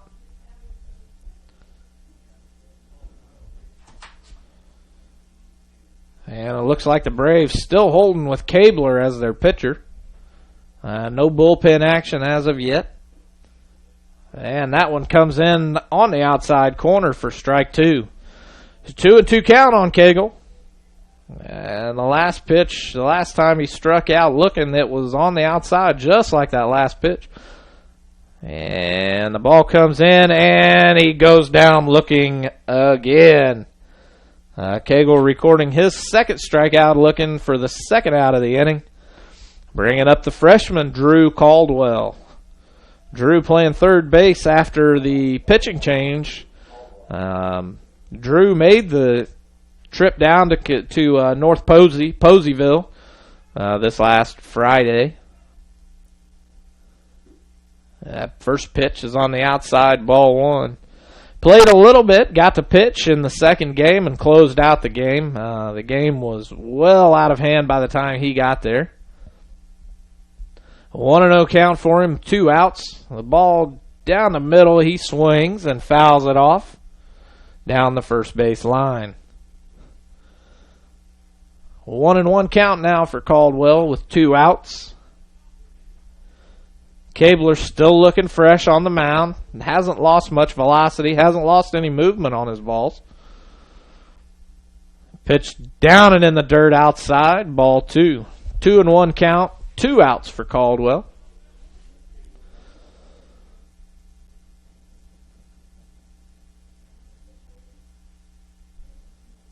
Again, the coaches and staff for the Braves not looking to make any changes. And Caldwell hits one into the right field, and the right fielder are able to make the play to end the inning.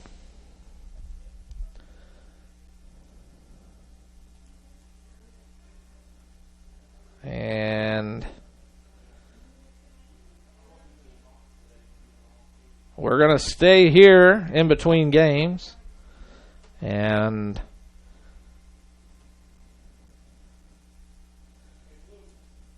I'm going to do just a few live reads here. Clear Choice Chiropractic. If you're suffering from neck and back pain or suffering from migraines or have a colicky baby, call Dr. Malia Robertson at Clear Choice Chiropractic. They have many techniques to relieve these and many more symptoms with chiropractic care. Located at 1501 North Walnut in Hartford City. And as I was telling you guys, I go there once a month to get my adjustment, and I actually have an appointment tomorrow to get an adjustment and also to get a massage. So go in and see Dr. Malia today for your chiropractic adjustment. The Voice of Blackford County Community Newspaper is your local newspaper with local news about local people. Pick your copy up at multiple locations in Hartford City and Montpelier. Published every Tuesday with yearly subscriptions available. The Voice of Blackford County Community Newspaper. Call Danny at 765-251-4903. I do get a subscription to The Voice, and it is by far the best newspaper for Blackford County news. Everyone that's on it is of the ads is a Blackford County business, and everything he writes about inside of that newspaper is about your local news. I get my copy every Tuesday without fail. So definitely call Danny as the first pitch comes in. Low, ball one.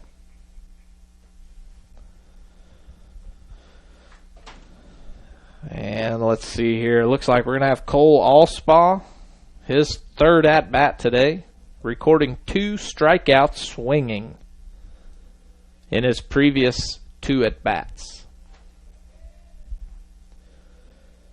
Ross with the wind-up. The pitch comes in, just missing the outside corner, ball 2.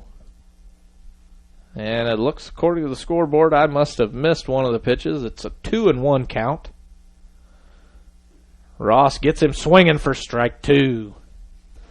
A 2-2 count. No outs.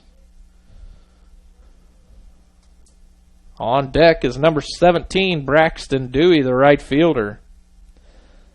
Braxton's had 2 at-bats as well, and Allspaw goes down for his 3rd strikeout of the game. 1 out now for Dewey. Dewey, the right fielder, is grounded out. Both of his at-bats. This is his 3rd at-bat of the game. The pitch comes in, and he gets a piece of it, fouling it off down the third base line. 0-1 count, 1 out. The Bruins down 3, 1-4. The fans looking very cold. It looks like there may be about 35 to 40 fans out there for Blackford. And the ball comes in low and outside for ball 1. 1-1, 1 out. A few more fans trickled in for the Braves. And Dewey gets a hold of one down the third base line. Dow fields it and hits it into his cutoff straight.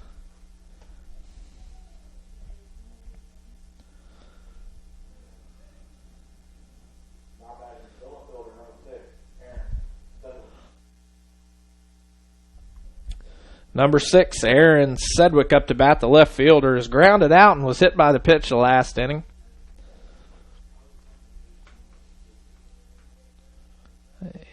Dewey getting the lead off. Ross with the pitch down the middle for strike 1.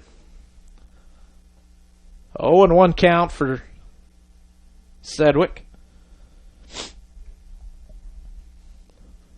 1 out. Runner on first with only about a 6 to 8 foot lead.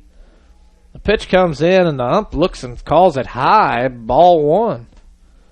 That pitch looked pretty good, maybe just a little above the belt. Enough that the umpire was giving it the ball call. On deck, number 15, Colson Silcox. And he puts one down the third base line.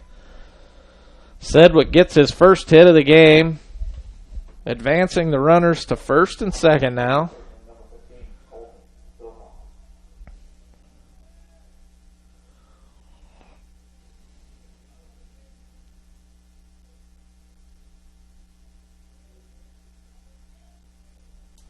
Up to bat, Silcox. Again, Silcox walked and grounded out to second base in his first 2 at-bats. Runners on first and second. And Silcox fouls one off. Strike 1. So an 0-1 count, 1 out. Runners on first and second. Blackford still down by 3. Unable to make anything happen in the last inning. And Ross steps off the plate, wants to start over this pitch. Oh, an 0-1 count. Ross set. The pitch comes in, and Silcox gets a hit. Dow running in for the catch, makes it, throws to second, and Riddle unable to handle the call, unable to handle the catch as Sedgwick runs back.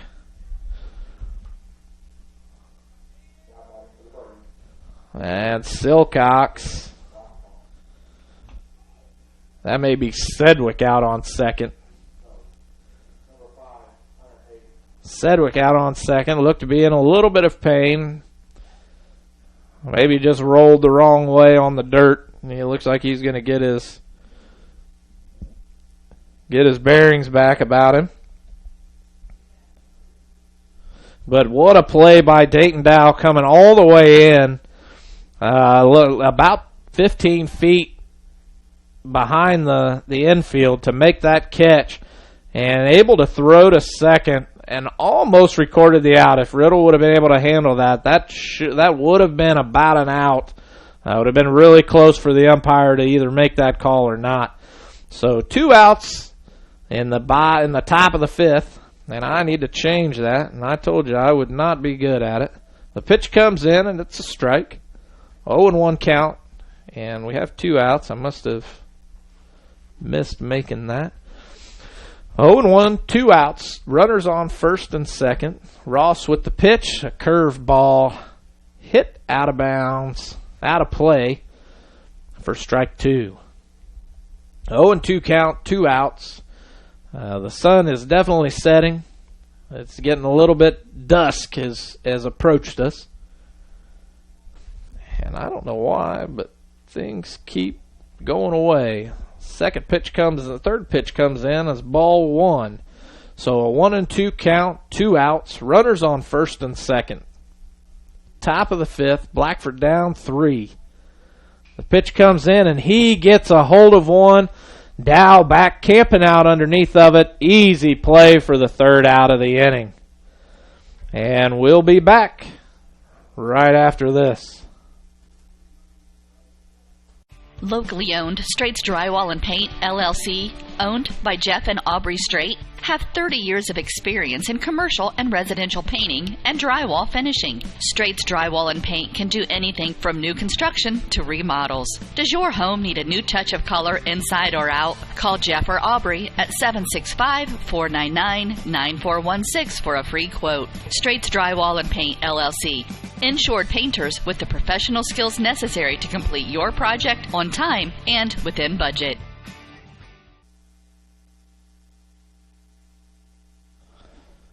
And we're back.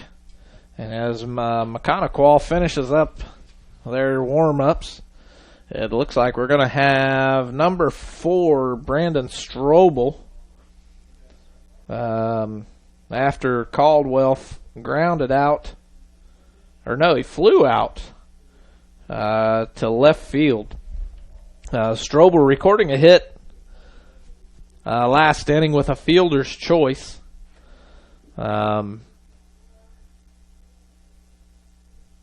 This will be his second at-bat. Blackford not doing much in the way of making good contact with the ball. They've had 4 strikeouts, all 4 looking, and just unable to make good contact with the ball today.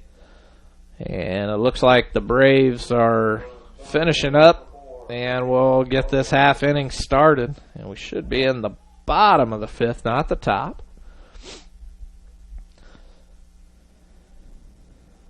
As Strobel approaches the plate, and it looks like we still have Cabler out on the mound,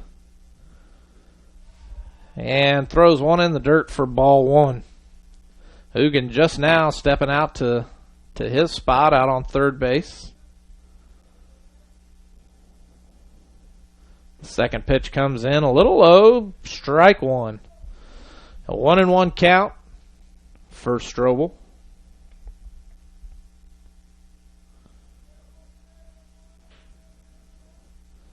Pitch comes in, a swinging strike 2.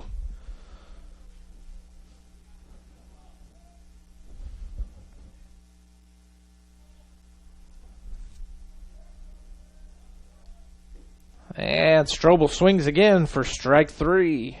Both times he swung, the pitch was looking good. Could have hit it either way, just missing it. Unable to make the contact necessary. Up to bat now, Shane Elam. Shane's had 1 hit to right field and flew out in his first at bat. So Shane's at about a 500 now. The first pitch comes in, a curve ball. He ducks down, ball 1. On deck looks to be Braxton Strait.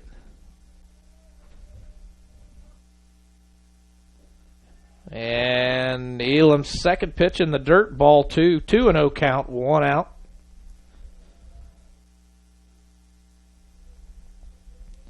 And it looks like we have some action in the bullpen. Number 1, Drew Caldwell.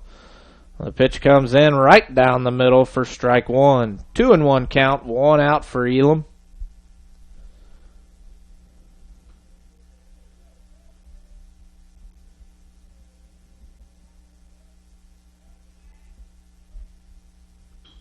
And Elam gets a hold of one. It looks like the second baseman makes a play on it and records the second out of the inning. That's 2 outs for Blackford. Still down by 3, and again, unable to make any good contact with the ball. And straight up for his third at-bat. He grounded out to the pitcher his first at-bat and recorded a hit and got a triple his second at-bat.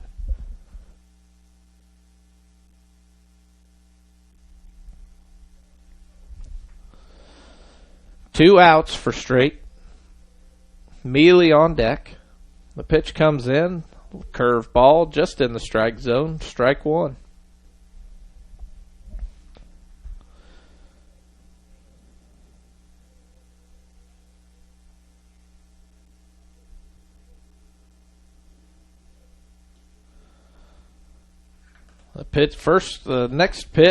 Second pitch, recorded for strike two, but the catcher unable to handle it. 0-2 count now for Straight, 2 outs. Bottom of the fifth, 1-4. And that pitch outside for ball one. Not strike three, ball one.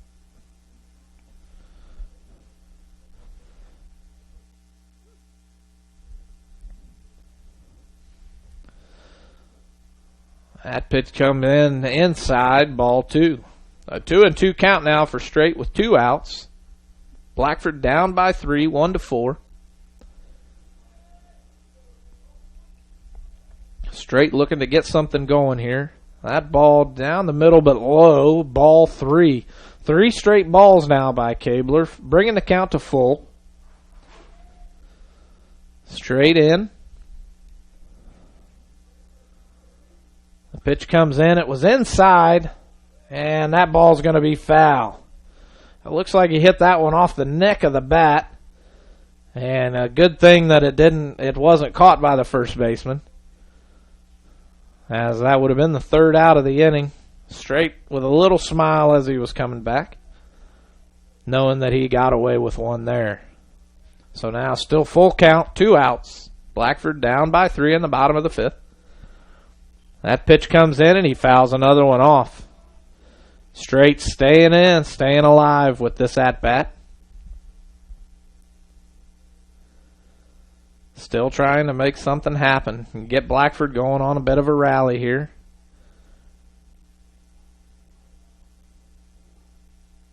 And Straight calls time, steps out of the box. Caldwell still warming up out in the bullpen.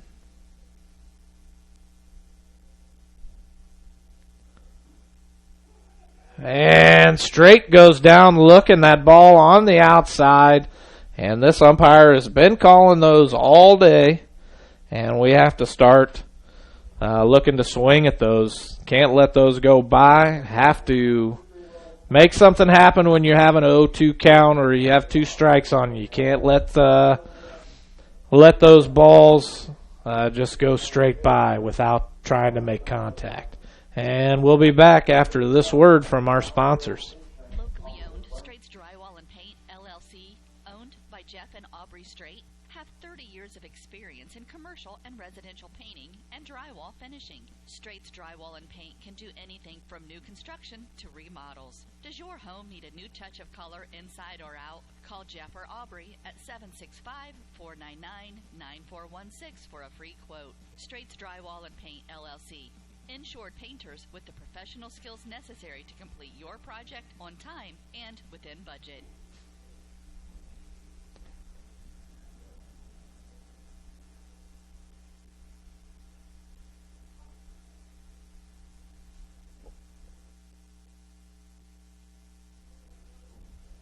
And we're back here at Bruin Field in Hartford City, Indiana, where Blackford is down by 3 with a score of 1-4. We're in the top of the 6th, and Caleb gives a sign letting him know that we're going to throw down and get this inning going. Looks like up to bat for the Braves is number 19, Zach Snyder.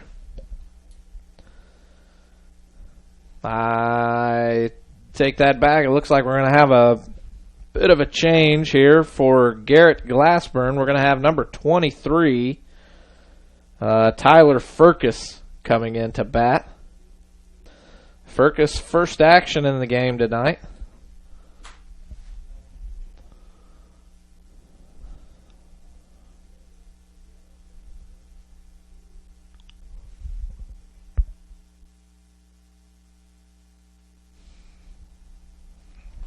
And Furcus steps up to the plate.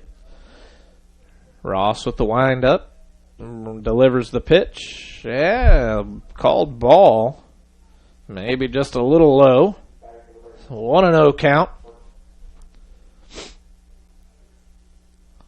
And that ball pitched right down the middle. Furcus getting a hold of it, but fouling it off for strike one. Furcus with a good cut on that ball. Unable to make good contact with it. Fouled it off over the press box. Another pitch comes in. The third pitch of this inning is high, ball 2. A 2-1 count now for Furcus.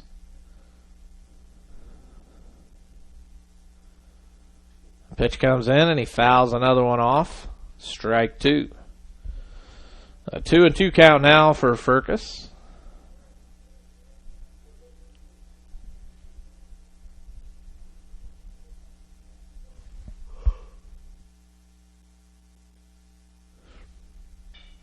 And he gets a hold of one, hits it straight over to Cagle. Cagle makes the easy play, calls off everybody else, and records the first out of the inning.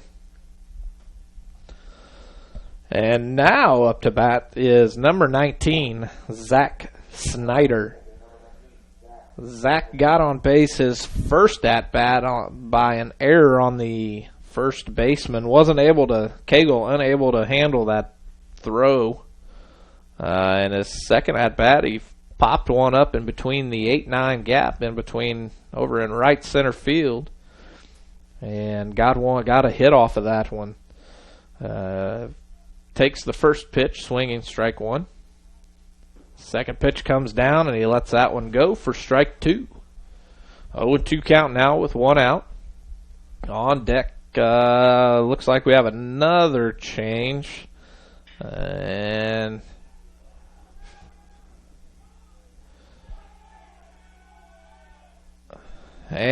Snyder hits one over to third base. Caldwell fields it clean, makes the throw to Cagle. Cagle stretching out to get the out, recording the second out of the inning.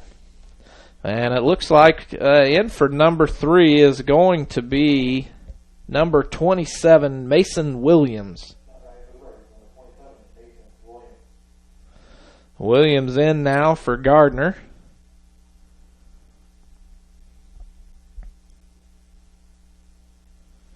Mason's first plate appearance and at-bat in this game.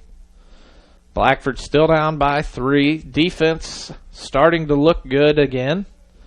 The Braves earlier were able to hit the balls into the gaps where we couldn't get to them.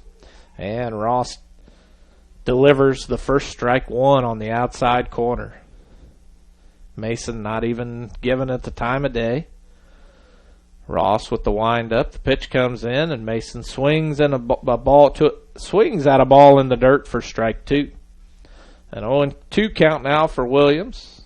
2 outs on the Braves. Ross with the wind-up. Delivers a pitch inside, ball 1.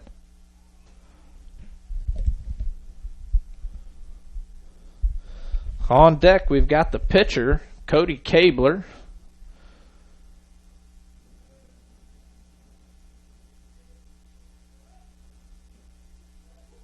And Ross gets Williams looking for the third out and the third strike of that inning, and gets him out of that inning. 3 up, 3 down. we'll come back with Cabler on deck.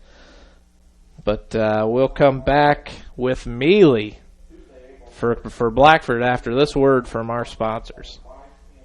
Dr. Malia Robertson of Clear Choice Chiropractic asks, do you suffer from neck pain while working, or do migraines keep you from enjoying your day? Do you have to take pain pills just to function? Does your baby cry constantly for no apparent reason? And most importantly, do you remember the last day you were pain-free? You don't have to live with these frustrations. The doctors at Clear Choice Chiropractic have many techniques to relieve the symptoms of neck and back pain, headaches, stiff joints, colic, earaches, and many other symptoms. Call for your appointment with Dr. Malia Robertson at Clear Choice Chiropractic, 765-329-5044. That's 329-5044. And take back your life and enjoy living pain-free. Located at 1501 North Walnut Street in Hartford City. Open Monday, Wednesday, and Friday, 8 a.m. to 5 p.m. Tuesdays, 3 to 6 p.m. Thursdays, 3 to 7 p.m. Closed Saturdays and Sundays. Clear Choice Chiropractic. We've got your back.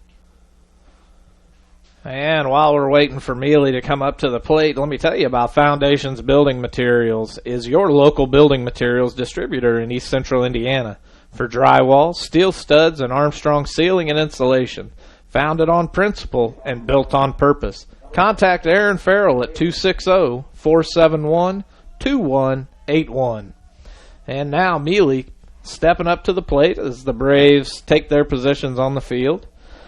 Mealy has not had a good game today, taking 2 strikeouts looking, and Cabler delivers a nice curve that drops into the strike zone for strike 1. 0-1 count now for Mealy. Pitch comes in way inside for ball 1. 1-1 count. Again, Mealy recording 2 strikeouts looking today on both plate appearances. This is 3rd at-bat. The pitch comes in, another way inside, ball 2. 2-1 count now for Mealy.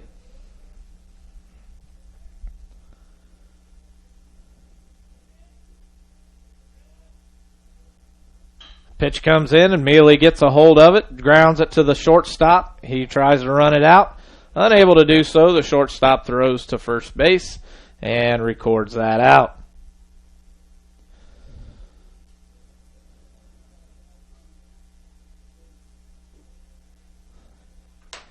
Up to bat now is Dayton Dow, number 13. Dayton playing left field since starting the game at pitcher. Has grounded out both at-bats. This is 3rd at-bat. The pitch comes in. It's a curveball, and Dow swings and fouls it off. That goes way over the press box. A good swing for Dow. And has an 0-1 count. Blackford still down 3 in the bottom of the 6th. The pitch comes in, a curveball, low and inside, and the catcher unable to throw it back to the pitcher cleanly. A 1-1 count. On deck, I believe we have Blaine Riddle.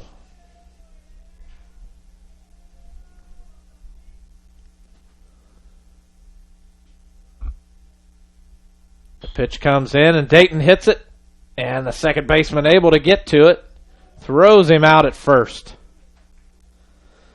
So Dayton now on 3 at-bats, grounds out all 3 times. Yeah, and our hitter's just not able to hit the ball where it needs to be to get on base.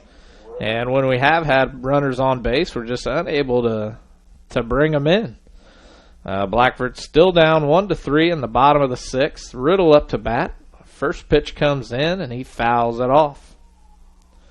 And Cabler, still the pitcher for the Braves, pitching a nice game, has only given up 1 run, has recorded 5 strikeouts looking, and 1 strikeout swinging. The second pitch comes in, strike 2 for Riddle. 0-2 count now for Riddle with 2 outs. Blackford still trying to get something going, unable to. The Braves just playing good defense, and Cabler is pitching a heck of a game. And Riddle makes a little bit of contact on that third pitch, fouls it off just enough to stay in the game. The pitch was a little outside, and he hits it off the end of the bat. On deck, it looks like Ross.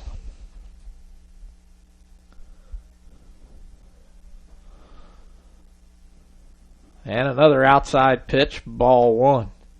It looks like Cabler's trying to work that outside corner, and because that's where he has recorded all 5 of his strikeouts looking, is by hitting that outside corner, and Blackford just unable to even make a play on it.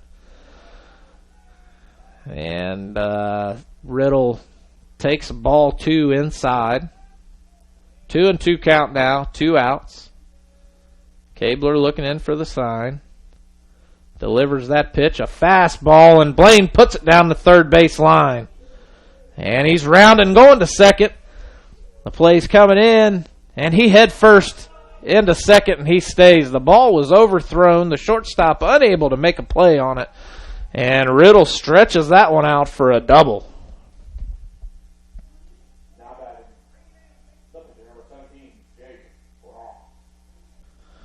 And up to bat, Jake Ross, who flew out to the left fielder last inning.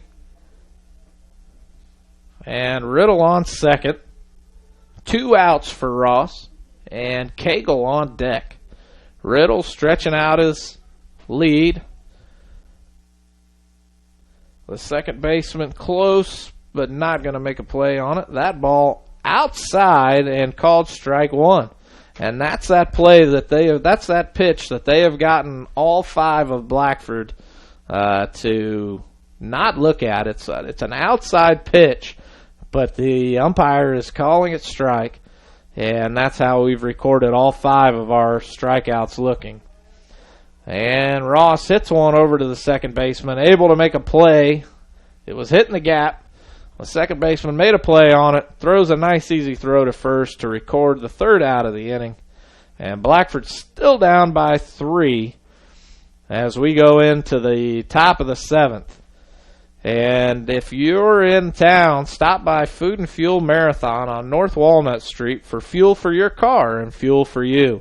Lunch available Monday through Friday, biscuits and gravy Monday through Saturday, and Poppy's Extreme Donuts daily. Open Monday through Friday, 4:30 a.m. to 11 p.m., Saturday 6 to 11 p.m., and Sunday 6 a.m. to 10:30 p.m. I know that's where I get my gas, and I go there every Thursday for some of their delicious coney dogs. I always get mine with onions, and for some reason my wife doesn't want to talk to me after I've been there. And make sure you call Straits Drywall and Paint LLC. With 30 years of experience, Jeff and Aubrey Strait, owners of Straits Drywall and Paint LLC, can help you with any project you have, from commercial and residential remodel to new construction. Give your home that new touch of color. Give them a call at 765-499-9416 and follow them on Facebook.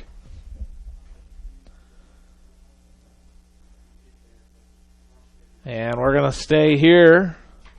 And Mealy's just given the sign that he's going to take one down. And a nice looking throw to Strait. And looks like we're going to be at the top of the lineup for the Braves with number 2, Cody Cabler, the pitcher, who has pitched a very nice game, holding Blackford to 1 run. Defense really helping him out along with that, but he has recorded 5 strikeouts looking and 1 swinging.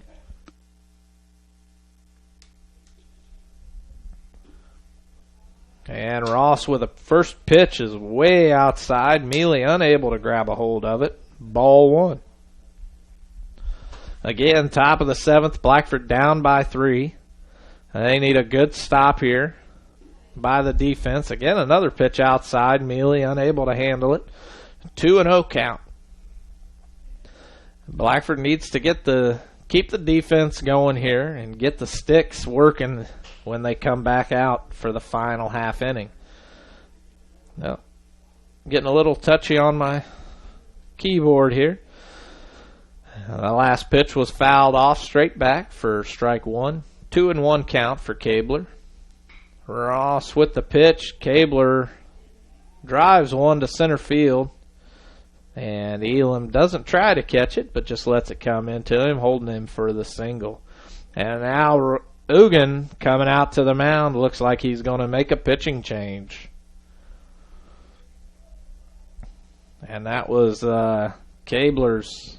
Yes, he is definitely making a pitching change, bringing in the freshman. That was Cabler's fourth at-bat and recording his second hit.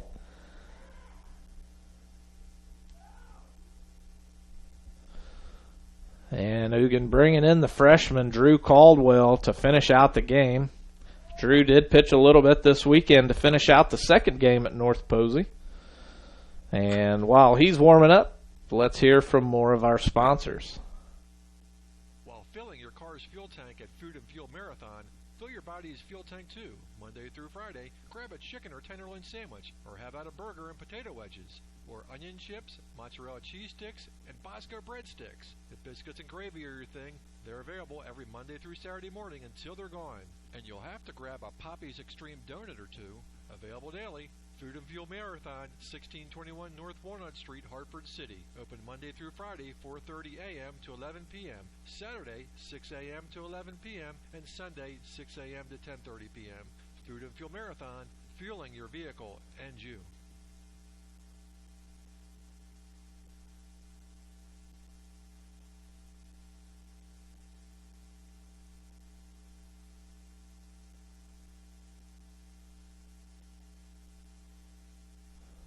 And it looks like Caldwell finishing up his warm-up pitches.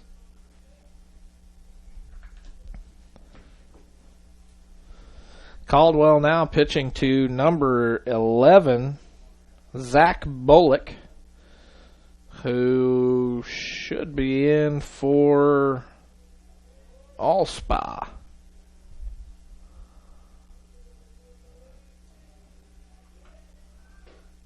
And he tries to steal and unable to make the play. The ball was thrown just a little bit high by Caleb. Straight having to jump to catch it and tried to put the tag down, but the runner was safe. So now we have a runner on second. And let me reset everything here. And I did not see whether that was called a ball or a strike. I believe it was a ball. The pitch comes in by Caldwell. And that is ball two. The umpire's still not showing us, letting us know that we were either right or wrong. So I believe the count's 2-0. The pitch comes in, swinging, strike one. So should be 2-1 count. And the umpire's still not letting me know, making me sweat it out. The lead is very short. Caldwell throws one in there. Just misses the inside corner for ball three. Yes, 3-1 now the umpire is telling us. 3-1 count. No outs for Blackford. We have a runner on second. Caldwell throws one in the dirt and walks his first batter, putting runners on first and second. Up to bat now, number 17, Braxton Dewey. Dewey grounded out to, if I could read my own writing here, grounded out his first at-bat to second base. I do have him recorded as getting a hit at his second at-bat, and I do not know what he's got for his third. And as Caldwell winds up, the runner on second, number 7, Morgan Wilson, runs to third, stealing third, and then Caldwell throws one in the dirt for ball one. Now Mealy calling timeout. Straight also going out to talk to the freshman. Maybe trying to calm the youngster down. He got a 1-0 count, top of the 7th. Blackford down by 3. Now Mealy and Straight going back. Runners on second and third.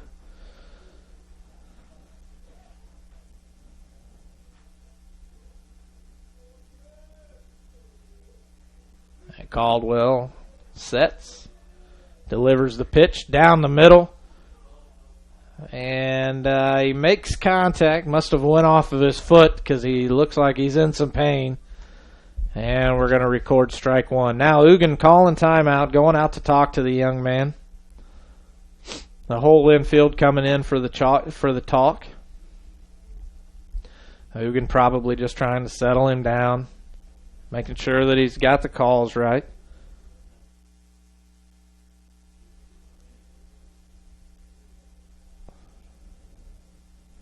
Ugin moving this game up. It was scheduled for Tuesday, but apparently we've got some inclement weather coming in. Unlike the inclement weather we had coming in last night that dropped 4 to 6 inches of snow on the field. As you can tell, it is all gone.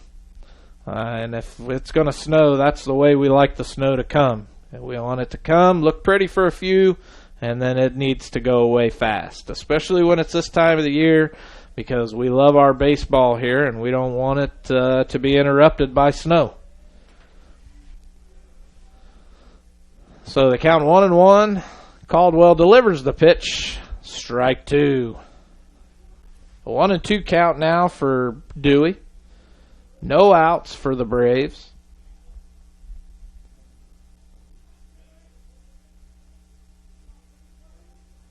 And Dewey trying to clear off his cleats.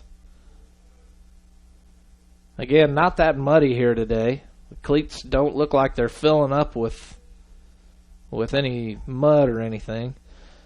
And Caldwell trying the pickoff move to the third to get the runner to go back to third. And Ross catches the ball and puts the tag on, but the runner's safe. Still a 1-2 count, no outs. Caldwell sets and delivers the pitch. And it's outside, which I've seen that called a strike before. But it must have been just a little bit lower than what I could see. So the umpire has obviously a better view than I do. 2-2 count, no outs. Blackford still down by 3 in the top of the 7th. The pitch delivered, fouled off down the third base line. Full count. Oh, I'm sorry. Not a full count. What am I doing? 2-2 count still for Dewey.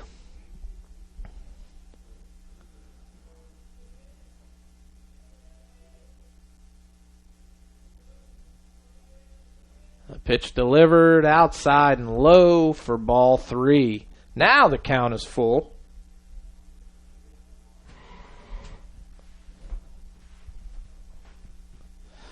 Full count now. Both runners with a very short lead. Maconoquah not really getting an extended lead. Now the second base runner is extending it. And Caldwell delivers that pitch inside corner and gets that strikeout looking by Dewey. Dewey getting a strikeout looking. That's his first strikeout of the game. And one that went down looking. Caldwell hits that inside corner and gets that strike called. Up to bat now. I did not see the number, but it should be Sedgwick. Number 6, Aaron Sedgwick. And it is. And a foul tip on the first one. Strike one. Sedgwick ground out, hit by a pitch, and recorded a hit to left field in the last at-bat. And it gets hit again. That's his second time getting hit by a pitch. And the bases are loaded now.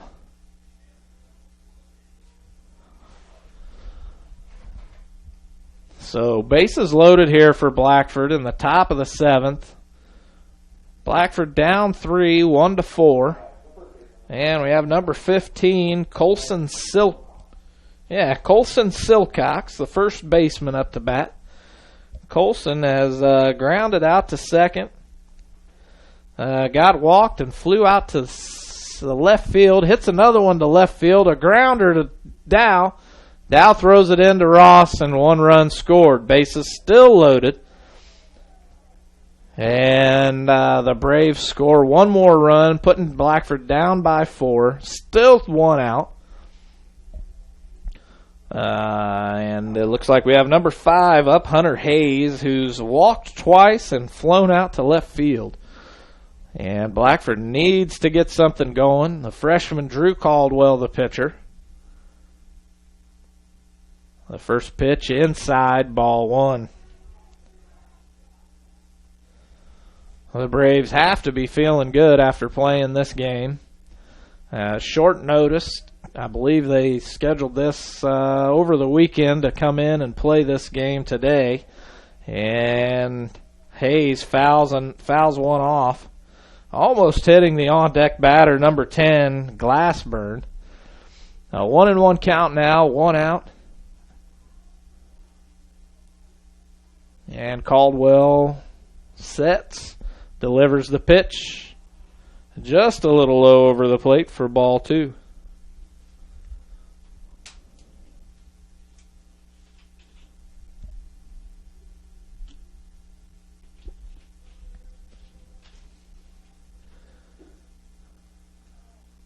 Bases loaded still. The pitch delivered just inside. He checks the swing. Now a 3-1 count. 1 out. Bases loaded. Not very big leadoffs for the Braves. And throws one inside and hits his second batter of the inning, bringing in another run, and Ugan comes back out to the plate. I haven't seen any activity in the bullpen, so this looks like it's either going to be a talk with the freshman, or they're going to bring in a pitcher that's already out in the field. It looks like they're going to bring in Ross. Yeah, Caldwell's going to step off the field. Ross is back on the mound, and it looks like maybe Jennings is going to be the new third baseman. Yep, Jennings is your new third baseman. And while we're waiting on Ross to get warmed back up, we'll have a little word from our sponsor. Foundations Building Material is proud to support Blackford High School athletics. Foundation Building Material is your local building materials distributor in East Central Indiana. Our promise to our customers is to do business with integrity and honesty and strive to be the best every day, and never forget we work for you, our customers. We are founded on principle and built on purpose. Distributors of drywall, steel studs, Armstrong ceiling, and insulation. Call Aaron Farrell, 260-471-2181. Foundations Building Materials.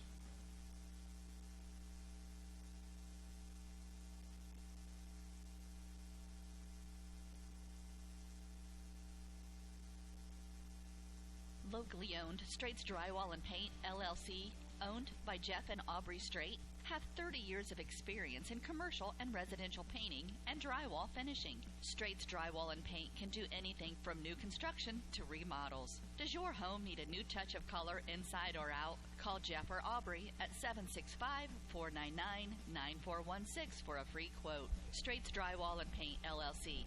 Insured painters with the professional skills necessary to complete your project on time and within budget.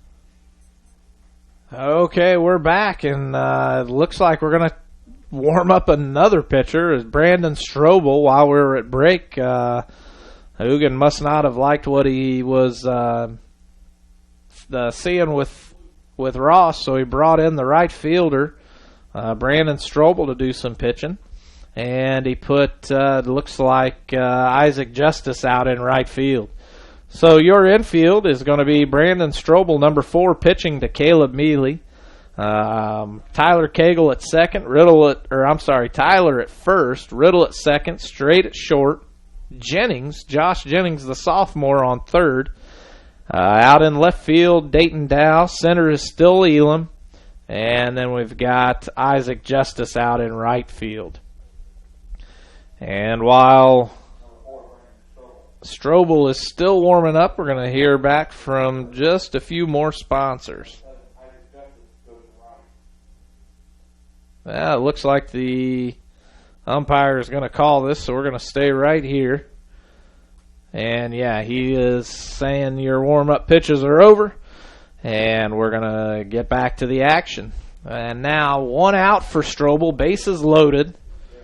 Blackford's down by 6.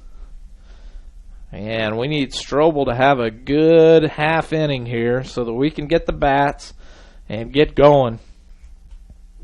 And the first pitch is swinging, strike 1. That pitch was a little low and got Glassburn reaching for it. Unable to make contact. Strobel delivering the second pitch. And the umpire looked like he wanted to call strike, but left it go and calls that one a ball. He started putting his hand out there for strike 2, but let it go and brought it back in for 1. That one he's going to let go, strike 2. 1-2 count now for Glassburn. 1 out for Blackford. Bases loaded for Strobel here. And he takes another one inside, ball 2.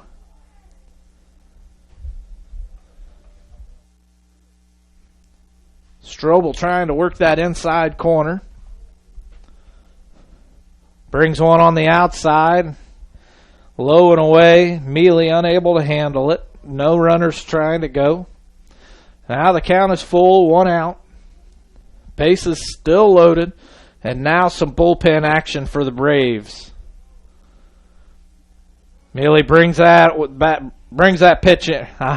Strobel with the pitch and walks in another run. That ball was way low. Mealy had to dig it out of the dirt. Now Blackford down by 6, 1-7 in the top of the 7th. The Braves now have the bullpen working. Number 17, Braxton Dewey, back out there trying to get warm. Still no action in Blackford's bullpen. And Strobel delivers one down the middle. Nobody tries to make a play on that foul ball. And strike 1 for the new batter, number 19, Zach Snyder.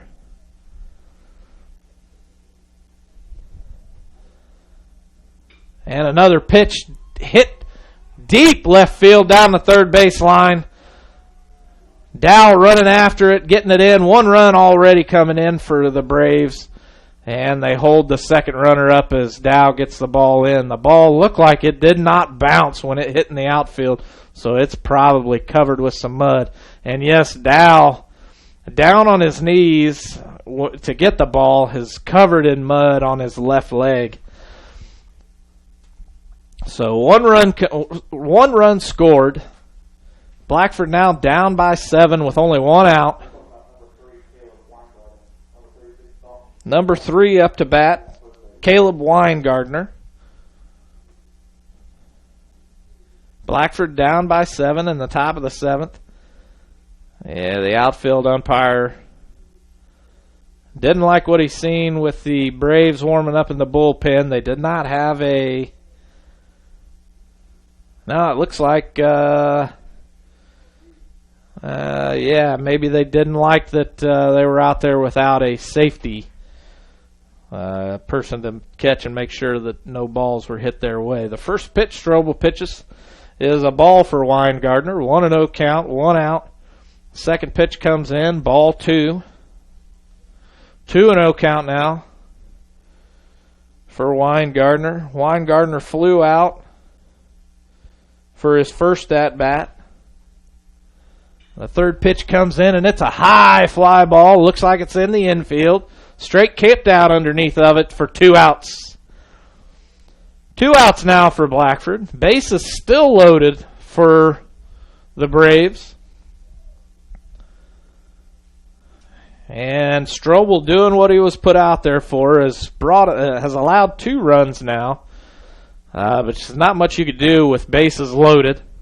He didn't have much of a warm-up, just the pitches given to him by the umpire. No bullpen action for him.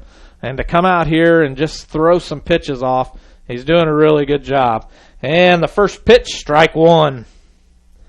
And the batter is number 9, Sebastian Arroyo. This is Sebastian's first at-bat. And he gets a hold of one foul ball. And the account is 0-2 with 2 outs.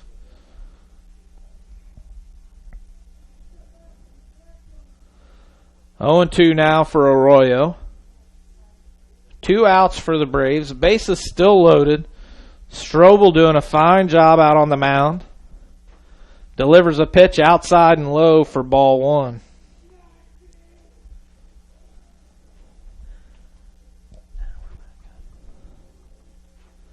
A 1-2 count now for Arroyo. 2 outs. And Strobel puts one in the dirt. Mealy handling it. A 2-2 count. 2-2 count. 2 outs. Blackford down 7. Strobel on the mound. Bases loaded. The pitch comes in and he hits a batter. He hits Arroyo, giving him a base. And the Braves extend their lead now to 8. 1-8 for the Braves. Nope, I'm sorry, 1-9. Blackford down by 8. 2 outs. And number 11 up to bat. And the Braves going deep into their lineup with Zach Bullock. Well, the first pitch delivered. And strike 1. Number 17, Braxton Dewey, was warming up in the bullpen. He's on deck. And a ball is hit. It's just foul ball out into right field. And Blackford needed that one desperately.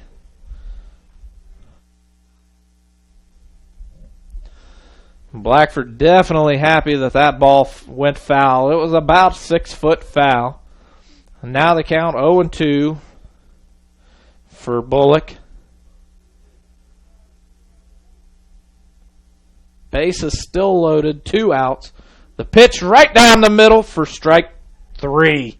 And that's the end of that inning.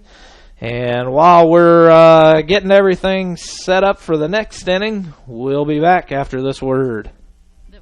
Blackford County Community Newspaper is your hometown newspaper with a staff that takes great pride in covering local community events in Hartford City and Montpelier. Available at newsstands in Hartford City at Needler's Fresh Market, Food and Fuel, John's Service Station, Northside Florist, and in Montpelier at Koppel's Family Market, Carrie's Restaurant, and Charlie's Sunoco, with more locations coming soon. The Voice of Blackford County is published every Tuesday with a cost of only $1 or a yearly subscription for $35. You'll find school-related events, obituaries, public records info, church news, community calendar, and so much more. Contact Danny at 765-251-4903 or Ann at 765-330-4842. The Voice of Blackford County Community Newspaper. Local news about local people.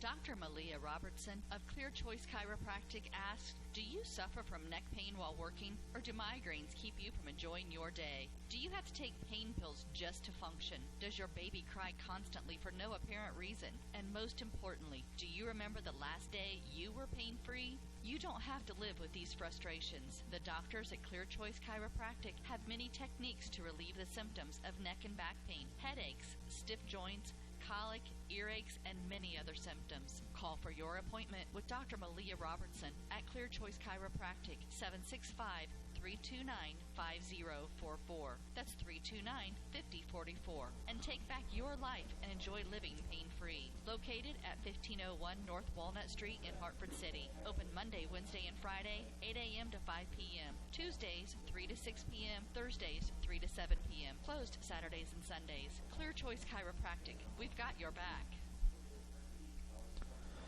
And we're back. It looks like the Braves have definitely made that pitching change. Dewey now in as the pitcher. And it looks like we're going to have Cagle up to bat, followed by, looks like Jennings is going to be on deck.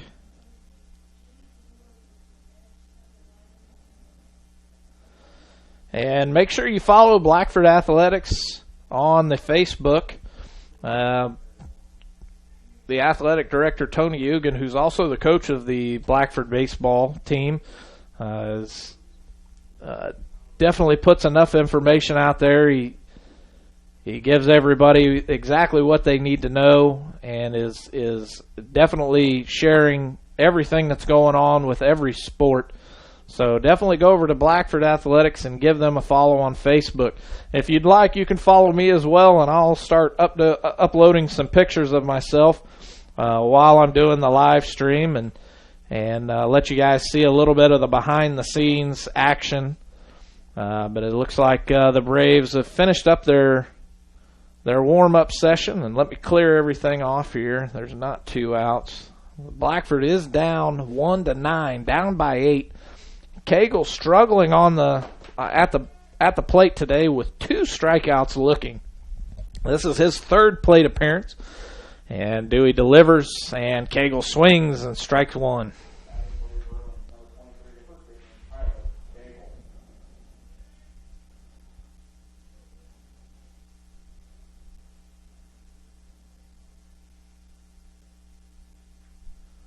And the second pitch, again, low.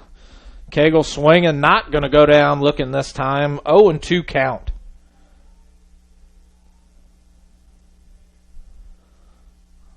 Dewey with the windup.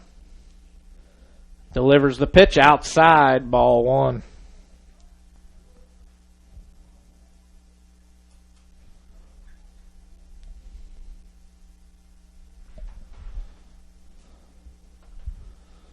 A 1-2 count now for Cagle. And the one goes on the catcher, unable to handle it. Cagle tries to run it out, but gets thrown out by the catcher to first base. That's going to be the first out of the inning.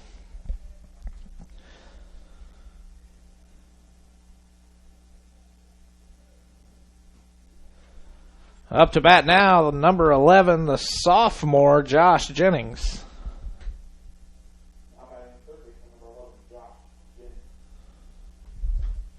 Josh's first plate appearance today. On deck looks to be Brandon Strobel. That pitch way outside, ball 1. A 1-0 count now, 1 out. Blackford down by 8. The Braves doing a very fine job today on the mound. Blackford unable to really make anything happen. That pitch thrown way inside, ball 2. Jennings back at the plate. Dewey on the mound. Delivers the pitch. Another inside. It catches the inside corner for strike 1. A 2-1 count now for Jennings. 1 out for Blackford.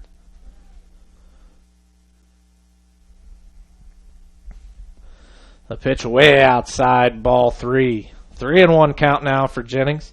Jennings looking down at the coach. Coach just looks like he's just telling him, look, hit the ball. A 3-1 count now, 1 out. Blackford needing to get something going here. A pitch in the dirt, and Jennings gets walked. Jennings' first plate appearance, first at bat, gets the walk against the Braves. Dewey's throws that 4th ball way inside. The catcher unable to handle it. Number 19 now, the catcher, still Zach Snyder. Up to bat, number 4, Brandon Strobel did a fine job out on the mound to get us out of that final half inning. And that ball inside, catching the inside corner for strike 1. This umpire's strike zone is a little large, a little outside, a little inside, allowing the game to move along, and Strobel swing and a miss, strike 2. An 0-2 count now, 1 out. Jennings on first. Jennings getting a short lead, not much of an extension, not enough for Dewey to care, and that ball catches the outside corner, and Strobel goes down looking. That's the 6th strikeout looking for Blackford today, and that's the 2nd out of the inning. And now up to bat, number 8, Shane Elam. Shane flew out in his first at bat, hit it to right field on his second, and flew out to the second baseman on his third at-bat. The first pitch comes in, ball one. 2 outs now for Blackford, down by 8 in the bottom of the 7th inning. That pitch on the outside corner for strike 1. So a 1-1 count now, and I'm not keeping up with letting you guys know the outs on the screen. There's a 1-1 count, 2 outs. Blackford down 1-9. The pitch is delivered, and Shane gets a hold of it, hit to the shortstop. Shortstop fields it, doesn't make a very good throw, and the first baseman unable to handle it. Shane is safe at first, and Jennings goes on from second to third, and bringing up Braxton Straight with runners on first and third. And still, I'm not keeping up with the scoreboard on the screen to keep you guys. I know you can't see the one on the field, and that's the one I keep looking at when I should be looking at the computer screen here. There's 2 outs now, runners on first and third. Dewey says, nope, I want to try again. Doesn't like the idea of a runner in scoring position. The catcher calling a play to his infield. Dewey looking at both. Braxton at the plate. Dewey delivers the pitch inside. Braxton checks his swing. Ball 1. 1-0 count now. 2 outs. Runners on first and third. Elam with a lead off all the way to the edge of the grass. Takes off to second. The catcher, Dewey throws one in the dirt, and the catcher just does enough to keep it in front of him. And Straight makes it to second with no problem. Jennings still hanging out on third. 2-0 count now. And timeout called so that Snyder can go out and talk to Dewey. And while we're waiting on that,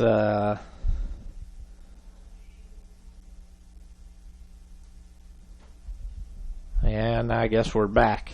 So runners on second and third. 2 outs for Blackford, a 2-0 count. And Dewey sets to pitch. Delivers one way outside. The catcher lets one go behind him. And all the runners stay where they are. So 3-0 now for Straight. And on deck should be Mealy. Mealy did get a hit last time, but grounded out to shortstop. We just need to get some runners on base and keep them in scoring position. And that pitch high walks. And Straight gets walks, loading the bases up for Mealy. Now Mealy has went down looking on 2 separate occasions, and his third at-bat was able to ground out to shortstop. So he's getting better here. We're making contact on the ball. Maybe we can get him to get a good piece of one, hit it in the gap, and score both these runners on scoring position. And he gets a hold of it. It's a high fly ball, and it drops down in the infield, and all runners are safe. And Jennings scores, bringing the lead now down to 7. And Mealy hits that one, and it was right behind the pitcher's mound. And the second baseman was the closest one to it, unable to make it, but does keep it just to one run for Blackford. So now the score's 2-9. Blackford down by 7 with Dow up to bat.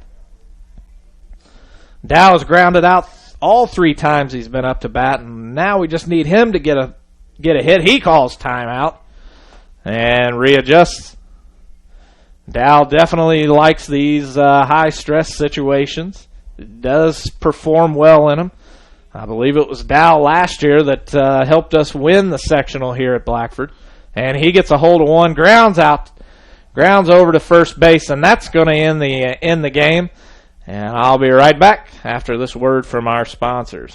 While filling your car's fuel tank at Food and Fuel Marathon, fill your body's fuel tank too. Monday through Friday, grab a chicken or tenderloin sandwich, or have out a burger and potato wedges, or onion chips, mozzarella cheese sticks, and Bosco breadsticks. If biscuits and gravy are your thing, they're available every Monday through Saturday morning until they're gone. And you'll have to grab a Poppy's Extreme donut or two, available daily. Food and Fuel Marathon, 1621 North Walnut Street, Hartford City. Open Monday through Friday, 4:30 a.m. to 11 p.m. Saturday, 6 a.m. to 11 p.m. and Sunday, 6 a.m. to 10:30 p.m. Food and Fuel Marathon, fueling your vehicle and you.